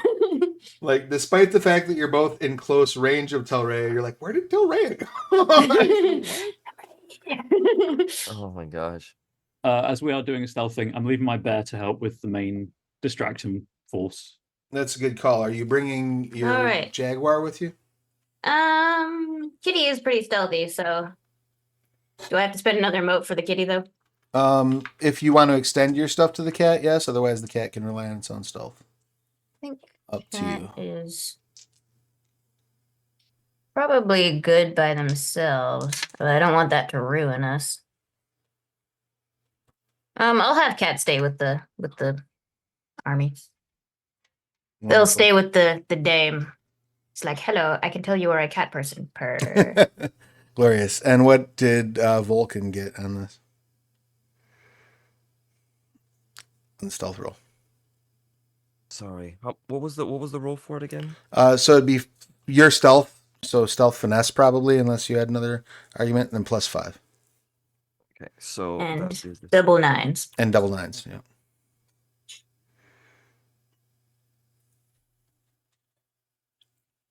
I didn't get a single 9.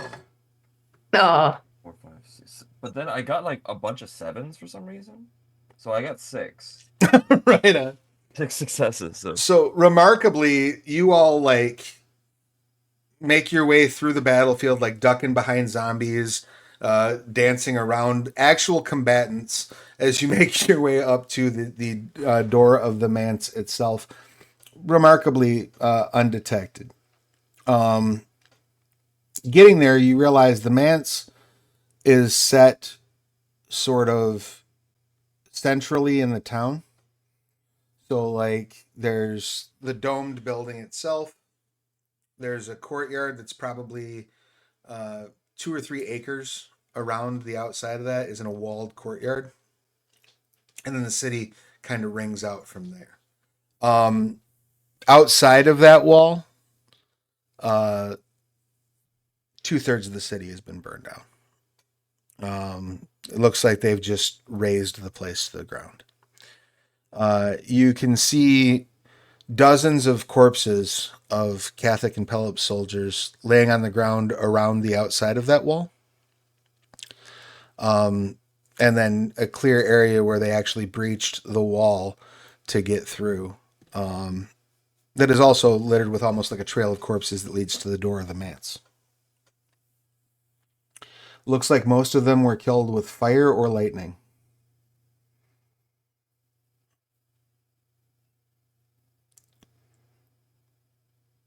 You're able to make your way through that hole in the wall up to the door of the manse, but the door of the manse is now locked. So far, the manse security has not noticed you.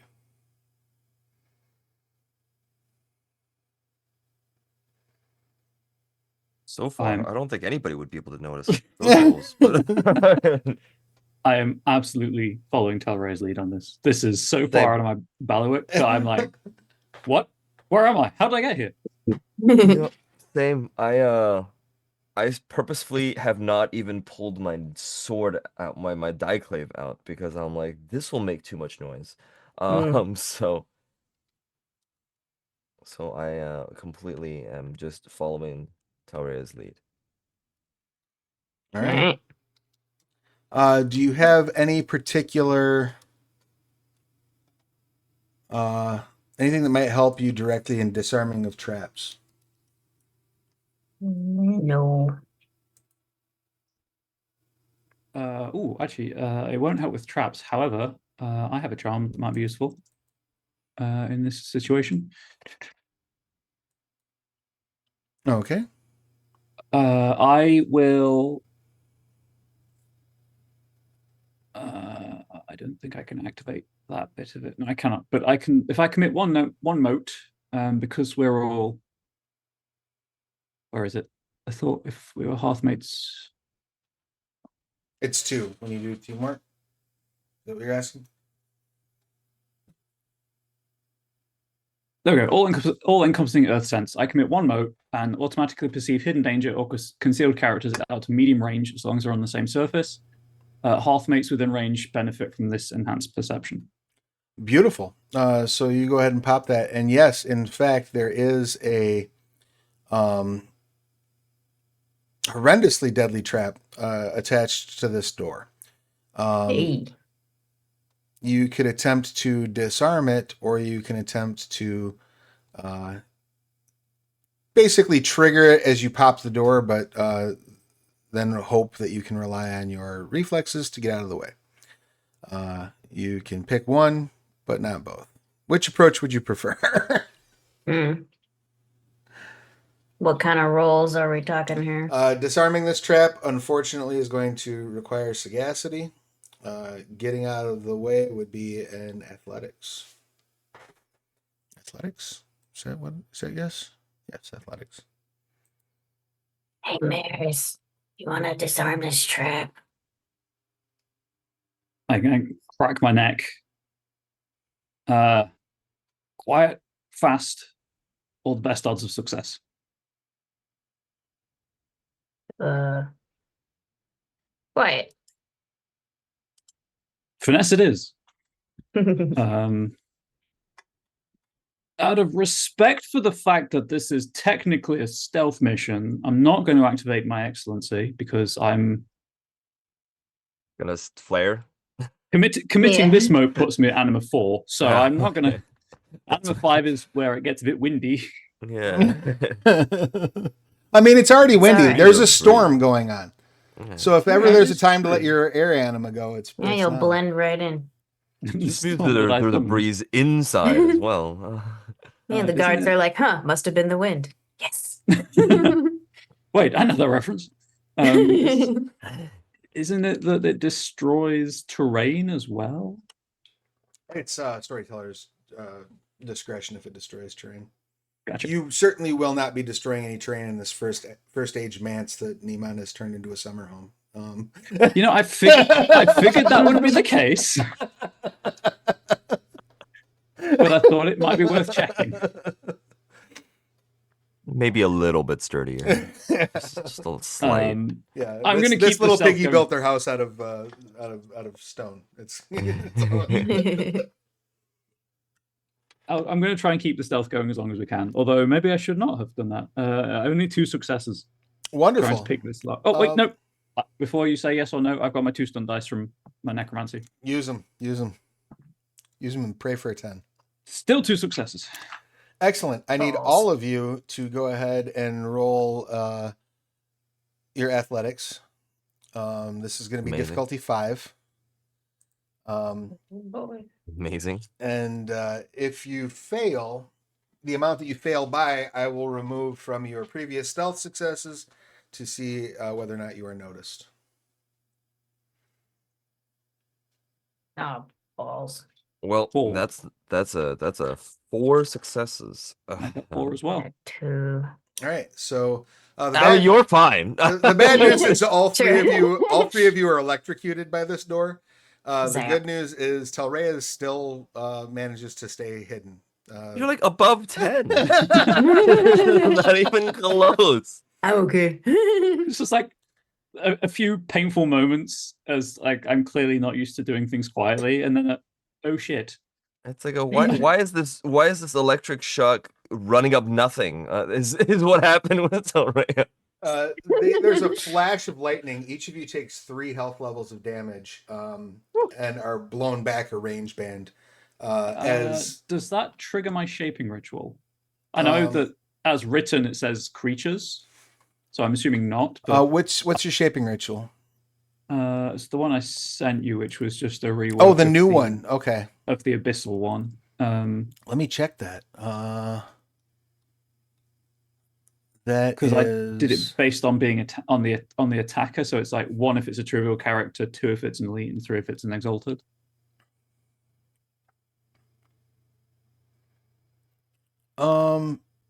Technically, this counts as an exalt, so it'll grant you 3 will. Cool. I won't say no to 3 will.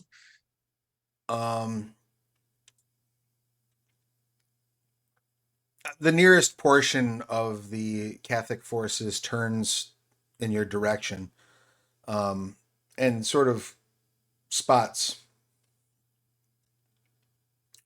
Vulcan and Maris. Now, Telrea, you're fairly confident that you haven't been seen, and that door is open. I'm gonna slip right in and be like, you guys handle this. Bye. Right on. Excellent. You dance through the open door, leaving your associates behind. I assume the I'm sure you can catch up. Are the associates going to try to duck into the door before a fight starts, or are you going to stand there and try to keep the encroaching Catholic warriors at bay? I'll motion to Maris and just be like, go on ahead. This is harder for me. This is easier for me this way. In which case, I will nod, clap you on the shoulder, and spend 4 of my will, because I now have 5. 4. I'm going to spend all of my will, and wound sealing touch. You regain your 2 lowest health levels. Perfect. Which I assume would just be 2 bruised health levels. Mm-hmm. Sounds good. And then I'll duck into the house, into the manse. And I think this is a great time for me to call out my Diclave. That would be a good idea. I will use my my dragon blooded mode of Arsenal summoning gesture as I pull kind of the leaves and the grass from around the area to almost converge into a knot of wood as I pull out the diclave within that knot, and I will also gain power equal to my essence as I do so. Wonderful. Let's get a joint battle from yourself and your opponents. Perfect. I always forget what this rule is. It's the whatever trait you're using for the fight. Basically, the combat trait you plan on landing on the most. I see. Okay. Let's see. So I would choose close combat. Right, and then probably I would assume force, but correct me if I'm wrong on that. I'm still gonna be trying to. I think this would be fortitude, if anything. It's not finesse or force. I'm just kind of trying to hold him off as rescue attempts are being happening. We'll use Sure. that.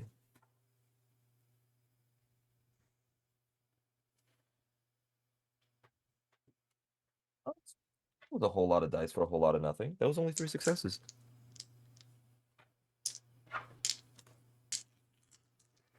Three successes, you said? Yes. And they got 1, 2, 3 as well. So the tie will go to you. You have the first action as two of the Catholic warriors sort of turn their attention toward you and start moving in your direction. As they move in your direction, like flames are already sort of licking the outside of their armor. Their animas are in fact cooking. That's unfortunate. Flames. Okay. I will take this time to, and this will be this may take a bit. I need to pull everything up, unfortunately. I think I will take this time to first spend commit the moat to activate my White Reaper form. Okay. Let's see. And that's your step one charm use, correct? That's my step 1 charm use, yes. And from there, are these just warriors? They're not battle groups, right? They're not battle groups, no. These are two Okay. individual warriors. Then I will go ahead and I'll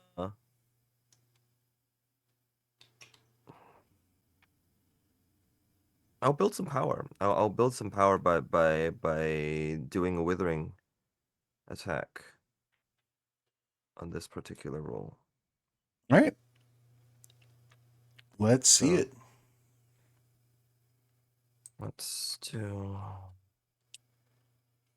Even though the act of joining the battle was fortitude, the act of me swinging is still just finesse, and that is 1, 2, 3, 4, 5, 6, 7 successes. All On this right. roll. Of which 4 go through. So you will gain 4 power. 4 power sounds good. Excellent. I think that is it. I'm only gonna commit the 1 for that. Let me double check something Sure. before I do that, because I just want to see if. Actually, let me double check one thing myself. Okay. But go ahead. I, for some weird reason, there is one particular thing that I do not have. Yeah, I will use. I'm gonna write down this page number first, so I know this for next. I'm going to, on step 7, spend uh 2 motes for Iron Kettle Body, Okay. and I will apply. Well, actually, it's not against this attack right now. So no, never mind, never mind. Not. I'm not gonna do that for now. All right. The two of them are each going to take a swing at you. They're going to each spend 1 mote on step 3 to make an excellent strike. Mm-hmm. So effectively, they will try to hit you, and then if they get over your defense, they get to double any additional successes. Okay. So we're looking at this one.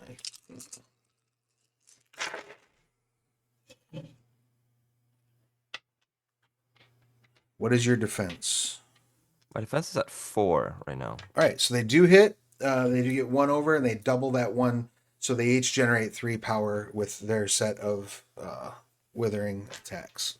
Sounds good. And I will circle back around to you. Inside, it becomes clear to you just how, not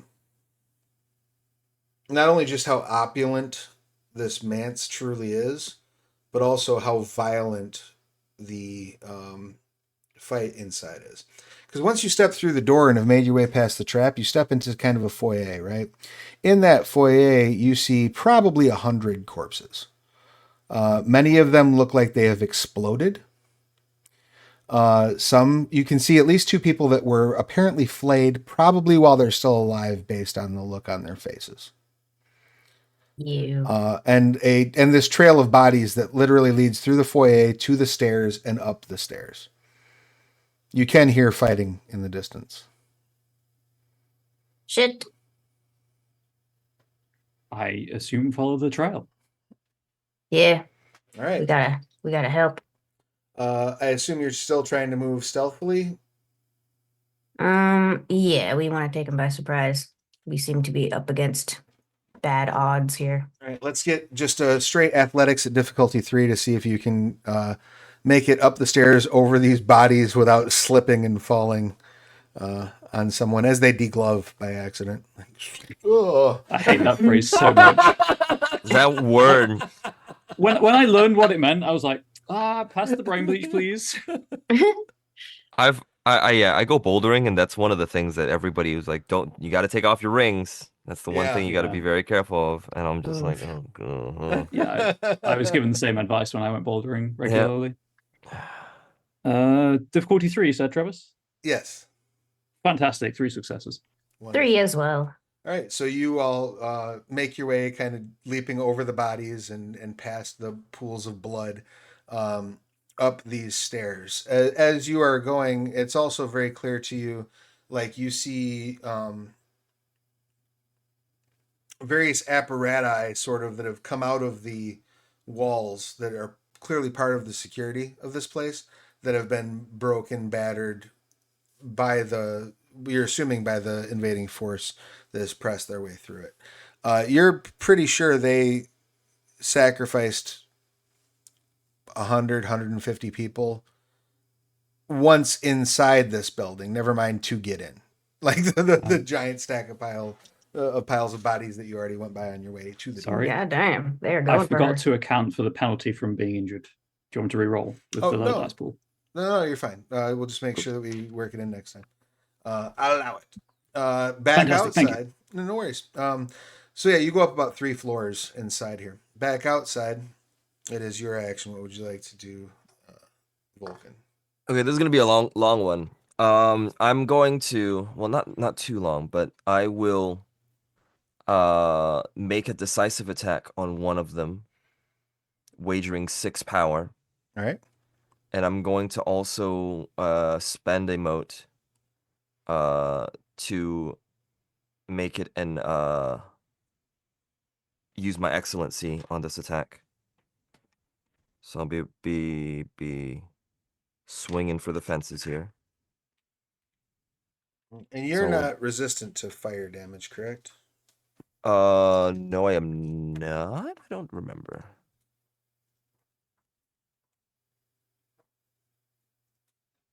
I don't think I have anything that says that. Yeah, unless like the Dragonborn specifically say it, I do not think I am. Normally, you have some level of protection against your own element, but Okay, you then are I'm wood definitely- aspected, right? Yeah, I'm wood. Yeah, that's kind of the aspect, opposite of immune to fire, I would assume. yeah, it's a little bit, yeah, just a tad. 3, 1, 2, 3, 4, 5. These are negative. 7 successes. Oh, that will absolutely hit. Wait, I also double 9, so actually that's 8 successes. Wonderful.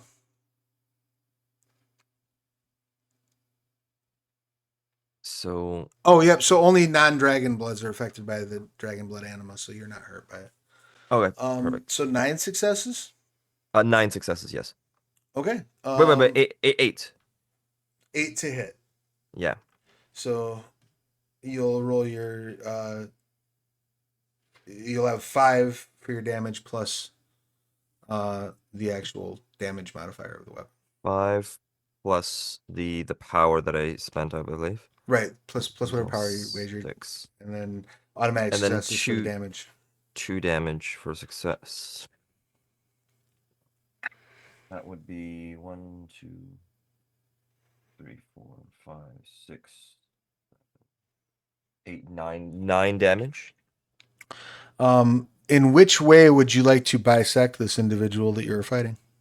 In probably the only way that seems plausible. After I will swing one time for the withering strike, and kind of like almost while they attack me, I'll use I'll like kind of back up, and when they're building up their power, and with one swing back, and just kind of like cutting through into the ground, and then lifting up. One person just happens to be in the middle in my Diclave's purview, I would say.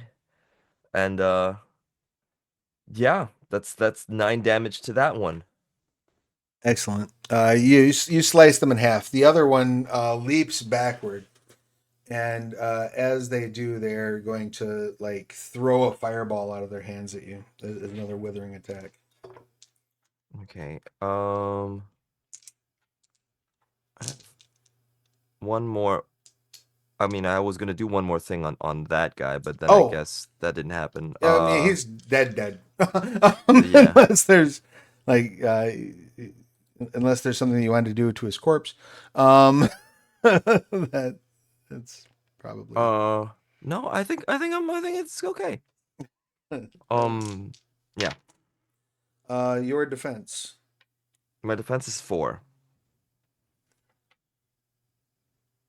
So they build 1 power. Okay. As they leap backward and throw that fireball, bringing them up to 4 power. Back upstairs. I also get 1 halo, by the way, from this. Glorious. Keep that in your brain meats. Back upstairs, as you all walk in, you basically as you round the corner into the room where this fight's going, you can see this is like Neiman's. You're assuming like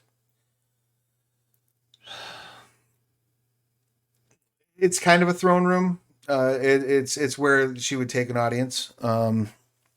There's definitely like additional seating around the sides, but there's very clearly like a throne, and there's very clearly like an open space.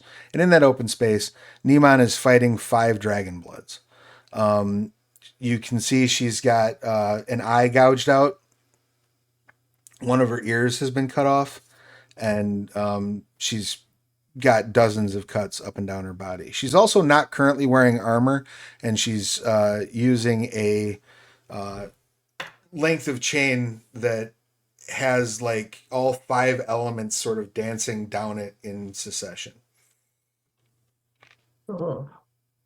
Are there any like bodyguards and stuff left? No, it's just her fighting these exalts. Holy crap. Right. Maris, we must attack. I nod, and then focus will, if I may. You may focus well. Thank you. What would you like to do? They can't see you at the moment, Telrea, so you will be attacking from being hidden. Hmm. Um, 9. So that's -3 because that's the difficulty to 6. So 6 will. Excellent.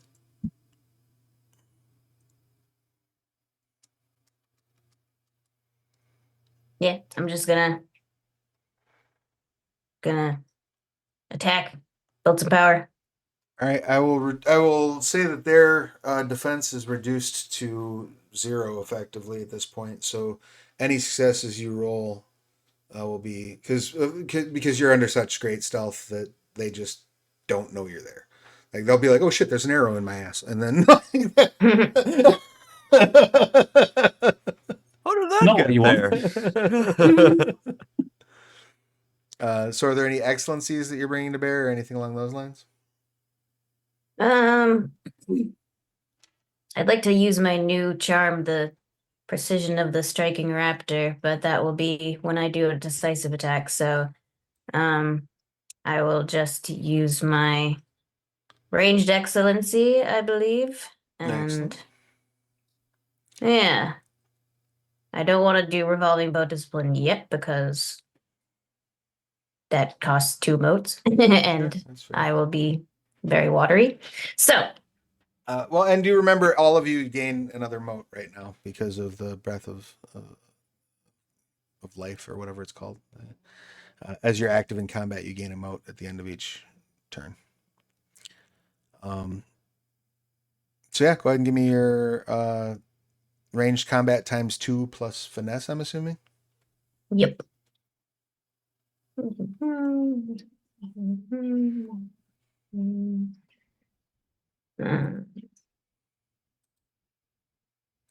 Do I add anything for my bow to that, or is that for when I do The damage? accuracy and automatic successes.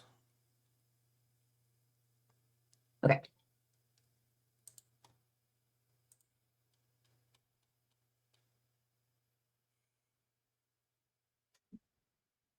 Seven.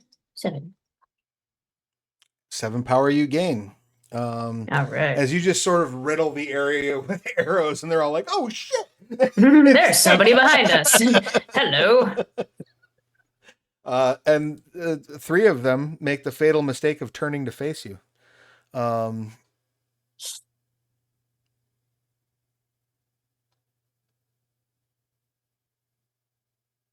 And Maris, you were just building power. How much power did you build? I built 6 will. 6 will. Excellent.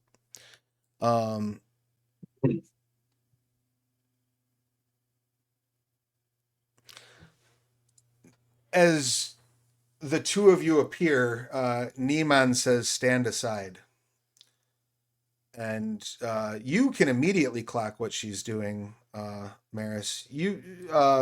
Telrea, you see her like draw her hand back and then start to point it out toward the room. But Maris, you're absolutely certain she's about to cast Death of Obsidian Butterflies. I'm like, it's okay. We're here to save you. Don't worry. We'll be fine. Can I grab a Telrea and pull her behind the nearest door frame? Absolutely, yeah. You snatch Telrea by the shoulder and pull the 2 of you around the outside of the wall. She will also spend a mote for her sagacity excellency.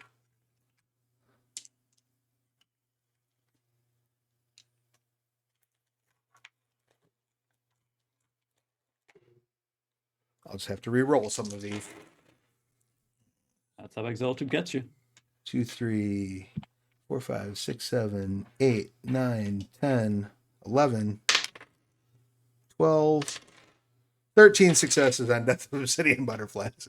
As you like pull back around the corner, you just see mounds of flesh start splattering against the opposing wall. Ooh. Like just a river of flesh and blood shoots out of the room past you, followed by the rattling of bones that are being pushed up against the wall. In this just ongoing like fire hose stream of sharp black like triangles that are just blasting out of Neiman's hand. After about 10 seconds of this, the spell stops and you just hear like a sigh as Neiman crumples to the floor.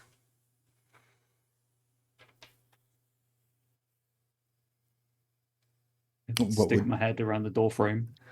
She's like kneeling and panting, bleeding freely from several wounds, but she's still up.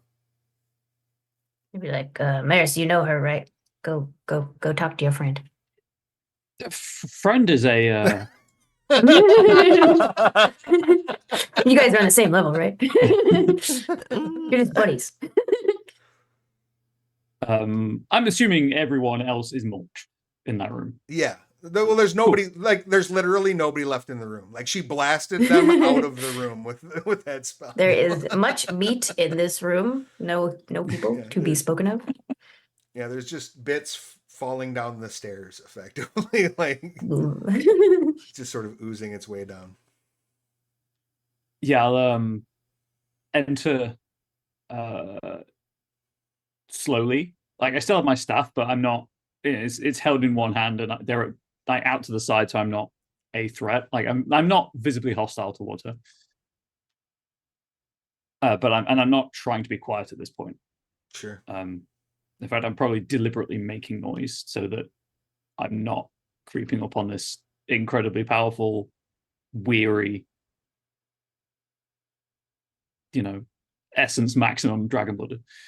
I mean, she did hear me stupidly say, "No, it's okay. We're here to save you." So she knows that I'm the village idiot, so it's all right. But we mean well. That's all that matters. She takes in a deep breath and says, "Thank you. I was growing weary." And sort of sways a little bit. And as she's doing that, back downstairs, what would you like to do, Maris? Or Vulcan, sorry. I am trying to end this as fast as possible, and I'm going to try this new thing. And mainly, character me wants to end this as fast as possible. Player me just wants to use the shiny new toys. And I will... That's what they're there for, right? Yeah, I will commit the two motes to activate. Let me put this in Sentinel. I commit 2 motes on step 1. Activating the Snow Follows Winter, and now I must spend at least 1 halo each turn, and the charm will end whenever I cannot spend a halo. Okay. However, every single time I spend a halo, I heal 1 health. Nice. And I am going to use and whenever I spend the halo while using Bleeding Crescent Strike or Flickering Corona Barrier, I immediately gain that halo back. Nice. So it is a cycle of blood and death, and I'm healing from it. Right, it's infinite healing, infinite kill. Yeah. As long as I have the motes to spend, and I'm going to spend the 1 mote to get a not a decisive, a withering hit, a withering attack, Okay. while using the Bleeding Crescent Strike. Okay. So that'll be you'll be at double 9s and correct. It'll be double 9s on the attack of the roll. You'll gain and you'll heal 1 health level. I will heal 1 health as the effect of the Snow Falls Winter. Yes. Yeah. And there's nothing else that's going on though, right? It's just nothing withering else attack for now. At double 9s and then healing 1. I just want to make sure I'm not losing track of any of your effects. No, for sure. Thank you for keeping up with me. And then my anima's at 5 with this attack. Lord. I spent a lot. 1, 2, 3, 4, 5, 6, 7. Is it 7? 1, 2, 3, 4, 5, 6, 7. 7. Yeah, 7 successes. So you will gain. Oh no! That was no. I keep forgetting the double 9s is 8. Right. That's so 8. You'll gain 8 power. Or no. Yes. 5 How power. many defense? 5 power. Okay. Yep. And then that is your action, correct? I believe so. Yes. All right. They're going to wager the 4 power they have and try to make a decisive attack. Is your hardness 4 or less? My hardness is indeed 4 or less, but I can also step. I believe I can also step 2, and spend a mote, and the halo that I just got back from the Bleeding Crescent Strike to use Flickering Corona Barrier, Okay. and I now my animal's at 6, and I spent the extra mote, and my defense now is at 5. Your defense pumps to 5, but your hardness is still the same. My hardness is still the same. Okay. My defense pumps to 5. All right. So that's 1, 2, 3. No joy. They throw another fireball at you, and you manage to parry it out of the way with your sword. Going back upstairs. Torre, do you step out of the hallway back into the room at this point? Yeah. Neiman kind of squints at you and looks at you both and says, "Either of you are of my house. What brought you here?"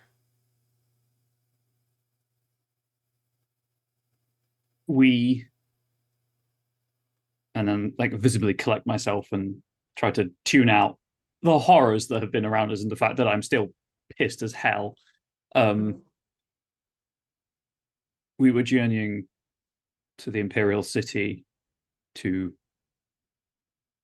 deal as best we could with Pelops and Cathak's actions when we saw smoke and heard the sounds of battle. We landed, and your commander of your personal guard told us that you were in your manse. She nods. My intelligence warned me of an assassination plot, so I came here to avoid it. Yes. I brought my closest personal guard. I thought we would be safe here to wait. But while I waited on that plot, much to my dismay, Catholic assassinated the regent and has claimed the throne.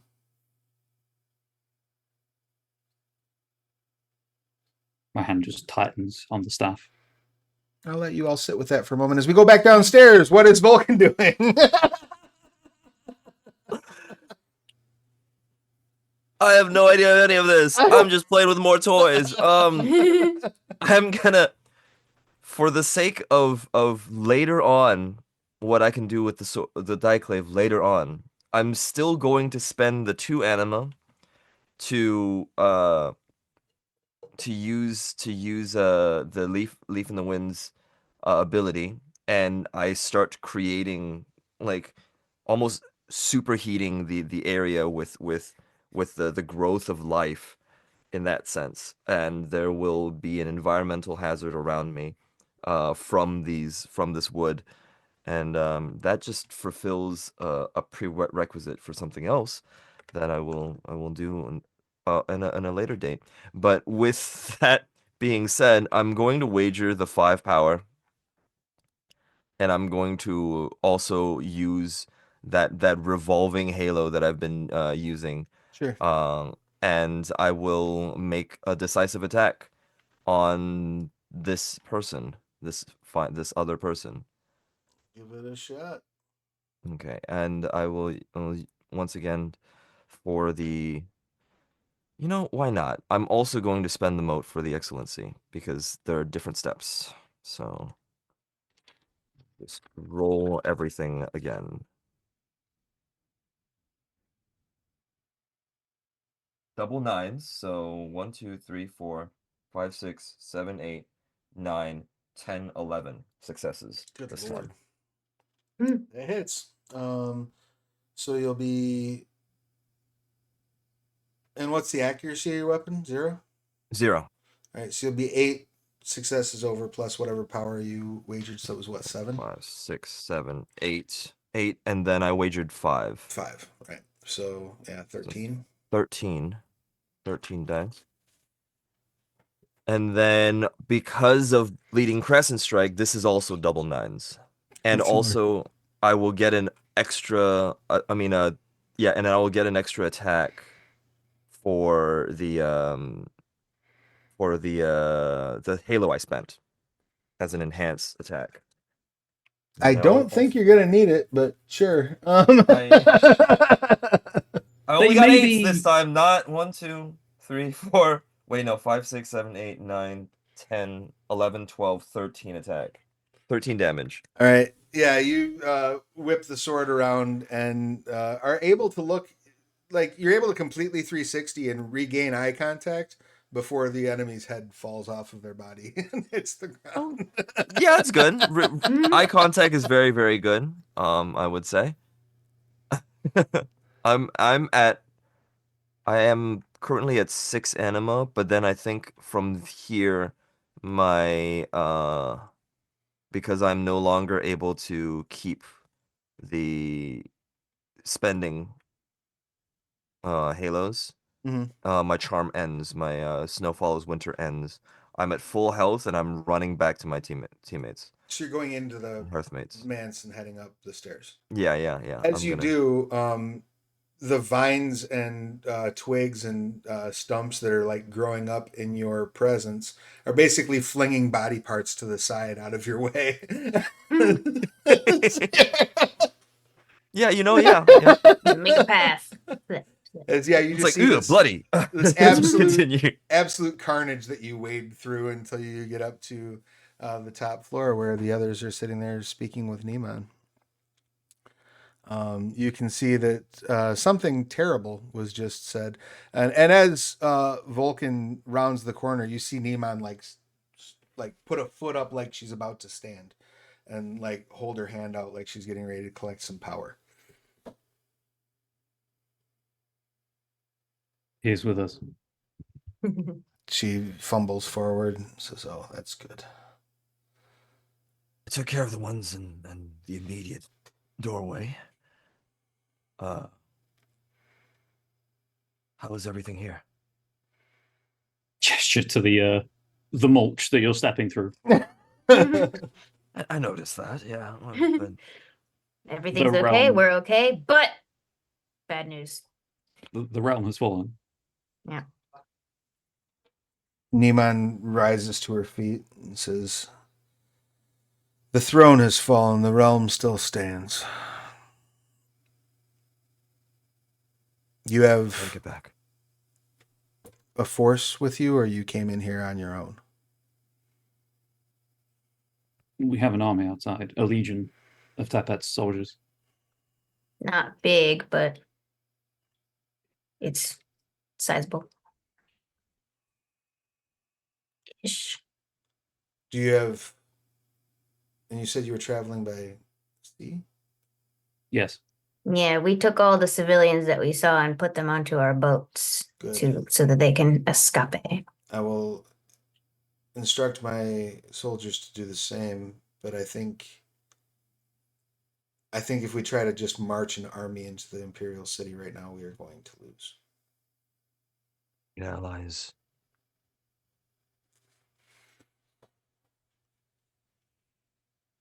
She limps really over to one of the walls and pulls a spear off of like a weapons rack. Starts using it as a walking stick. I may be able to help with some of your injuries if you would let me. By all means. And then, yeah, I carefully touch like her forearm where she's holding the spear. Spend all 6 of my will, and she regains her 3 lowest injury levels. She nods and says, "Thank you." As you see several of the scrapes and smaller cuts sort of fade to nothingness.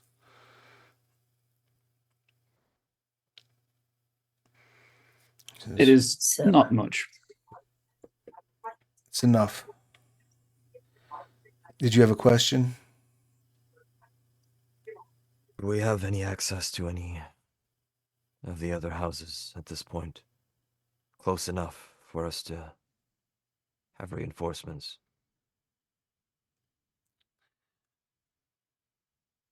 We can try to reach them, householdings outside of the Imperial City, you mean? Exactly. We can. There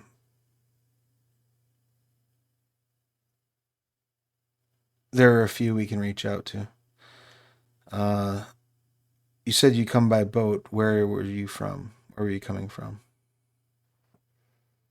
What is the place that we're Ujan's where you just left. Ujan? Yeah. From another battlefield, unfortunately, another front.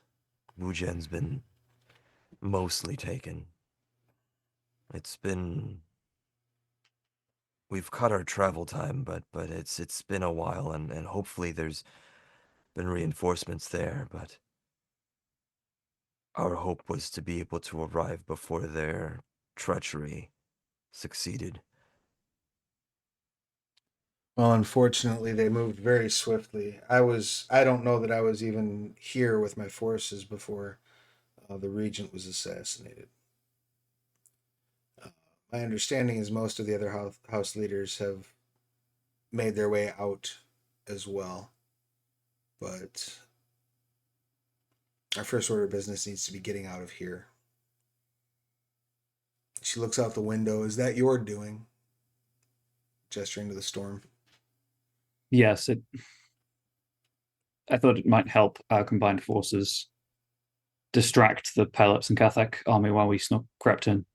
It's good. It's good. I'm glad to see your time at the hepatogram was not wasted. She places a hand on your shoulder. I am in your debt. All of you. Thank you. For now, let's retreat and regain our strength. Above table, how plausible is it for Volcan or Telrea to reach out to the head of the House Essus right now in this area? I mean, in the immediate, not very. You could send. It'll take a while, right? Yeah, like you could try to send a message or something like that. I mean, realistically, Niemann can reach them faster because she has the hell is that charm? Infallible messenger. Okay. So she can reach anybody within a day, basically. Well, then retreat to the boats for now, I suppose. Right.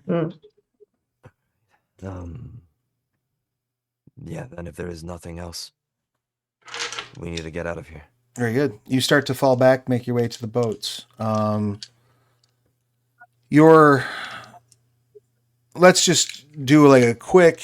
Let's do a quick war off to see who does better with their forces. So if you would like to, for Maris, go ahead and roll me your war and whatever you'd like to lean on. Do I get any bonuses for the undead being present? Yeah, I'll give you a +2 die bonus for the undead being there. And I would say, and I will subtract 3 dice from the enemy because of your spell that's in place. Thank you. Yep. That charm, hella useful, turns out. Who would have thought it? Not too bad, yeah. Oh. Yuck. That was a horrible roll. 9 successes. That was not 9 that I got on this end. As you roll out there, like you can see, like by the time you all make it to the base of the tower, the Catholic Pelops forces are in active retreat.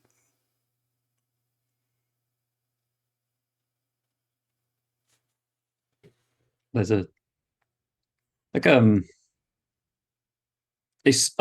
give a small nod of just like pride in my forces, but that's as far as I go to it, because you know they are technically retainers. They're below me.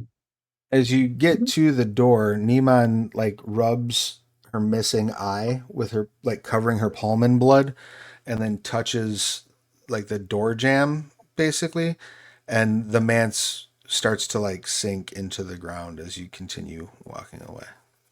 Whoa. He says, I'll come Nifty. I'll come back for that when we're done. Until then, please lead the way. And with that, you all will return to your boats, and I think that's where we'll park. Any questions, comments, complaints, or concerns about today's session? Just a reminder for the people watching that when you make a artifact weapon yourself, make sure to read what all the tags do, because if I had ended up using it, it was missing like +2 damage and 1 overwhelming. So Oh, that well, would have make been sure, really yeah. useful. Don't Yeah, miss wow. don't Yeah. miss that artifact tag. It's important. Also, I would have to. Would I have to be chilling away from the ship for a little bit, lest we get completely beached by just wood? I would assume, rows? yeah, you all are gonna want to take a little time to chill your animas down. All of you are animating quite a bit, with you and Neiman probably being the highest right now. Yeah. So End of the scene, you can decrease it by 1 or 2 points. I will do so by 2. So I figured, but it might take 2 scenes to get everyone on board the ships, because Right, yeah, there's a but lot of panicked civilians. By the time Yeah, you get I'll everyone spend the mellowed time out to do. and boarded up, you'll be back to a reasonable amount of anima. Mm-hmm. Like sardines. I really, the only comment that I have about the session is, now that I have unlocked the next thing on my diclave, really want to face off against a battle group very soon. Just willing it out there. You'll get a chance, I can almost guarantee you. Next session, you'll all have to start working on kind of like what's your plan for dealing with the Imperial City, and one of those plans may involve you like tanking a battle group. Like that may be like. That's what I built my character for. So let's see what happens there. I love it. That's all right.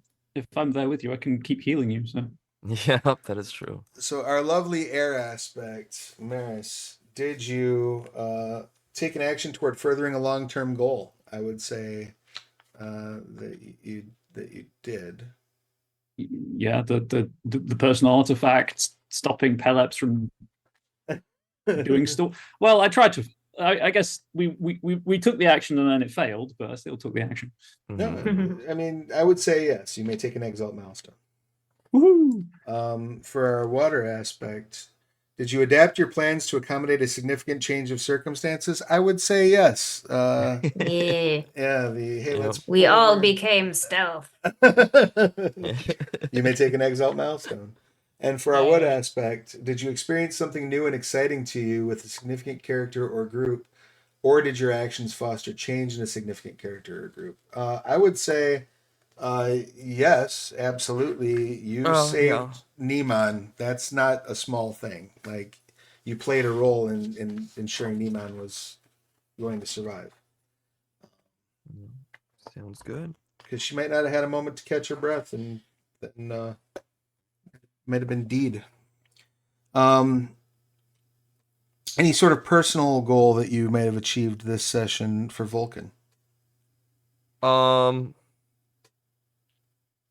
I not necessarily personal goal, but I would like to say I kind of played into my intimacies of the kind of really leaning into the idea that a house can fall or a place can fall, but as long as the people stand, they still exist. Kind of wink, wink, nudge, nudge back to what he really is in the background. Sure, absolutely. I would say that's worthy of a personal milestone. How about for Telrea? Was there any sort of a goal achieved? I have a minor intimacy that I try to think through all of my actions before acting, and we definitely made a big decision today, considering many things. I would say So. that is absolutely fair, and you may absolutely take a personal milestone. How about for Maris? There's no goal. Again, the artifact weapon is Maris's current focus of study. It's something that he's never done before, and my major intimacy is striving to learn new skills. Sure, I'll allow it. Go for it. And then you all get a minor milestone just for sort of being here. And I would even say I will also give you a major milestone. You have stepped away from Wu Jian, leaving it to their own devices and choosing that your best bet right now for helping the realm is to go to the Imperial City. So that closes kind of a chapter of the story. What happens in Wu Jian is now no longer in your hands. It stays in Wujian. Indeed, indeed. So yeah, that was a super fun session. I had a blast. I hope you all enjoyed yourselves as well. Very much so. Yep. Now you have a very sizable obstacle in your way, but you also have a not small ally that you've added to your cause. So we'll see how that shakes out in the coming weeks. So with that said, let's go ahead and do our outros, and we'll kick it off this time with Ryan. Please give us your pertinent. Yeah, I'm Ryan, they, them. I was playing Tepet Maris, he, him. Freelance writer for Onyx Path. I do occasionally stream here. I have a show about content creation and writing TTRPGs in general. It's currently on hiatus while I deal with just a lot of stuff running a non-profit company. It's awful. And then we've got the biggest board game convention coming up at the end of May in the UK, and we're attending that. And there's a lot I need to do for that. So my show is currently on hiatus while I deal with that. But if you are a tabletop creator in the UK, please do follow uktin.bluesky.social, I think it is. That's just UKTIN. We've got some exciting news coming in about an hour or so about how you can get involved in UKG stuff with us. And also, if you want to play any Realms of Pugmire next Friday for game night with Onyx Path, and you're able to deal with European-friendly times, I have a learn to play. Technically, it's listed as learn to play, but I'll take anyone for $15 a seat at 8 p.m. GMT. No. Well, definitely check that out. And if you want more information about Onyx Path Game Night, you can hit our Discord up. All that stuff is covered in the Game Night channel. Just in general, I'm going to try to do one of those a month where I can, so, because it's a cool idea. Same. I need to try to work in more Game Night appearances myself. I can do it. I can juggle a thing or three. I can make it happen. I tell myself. Next up, Michael, your pertinence, please.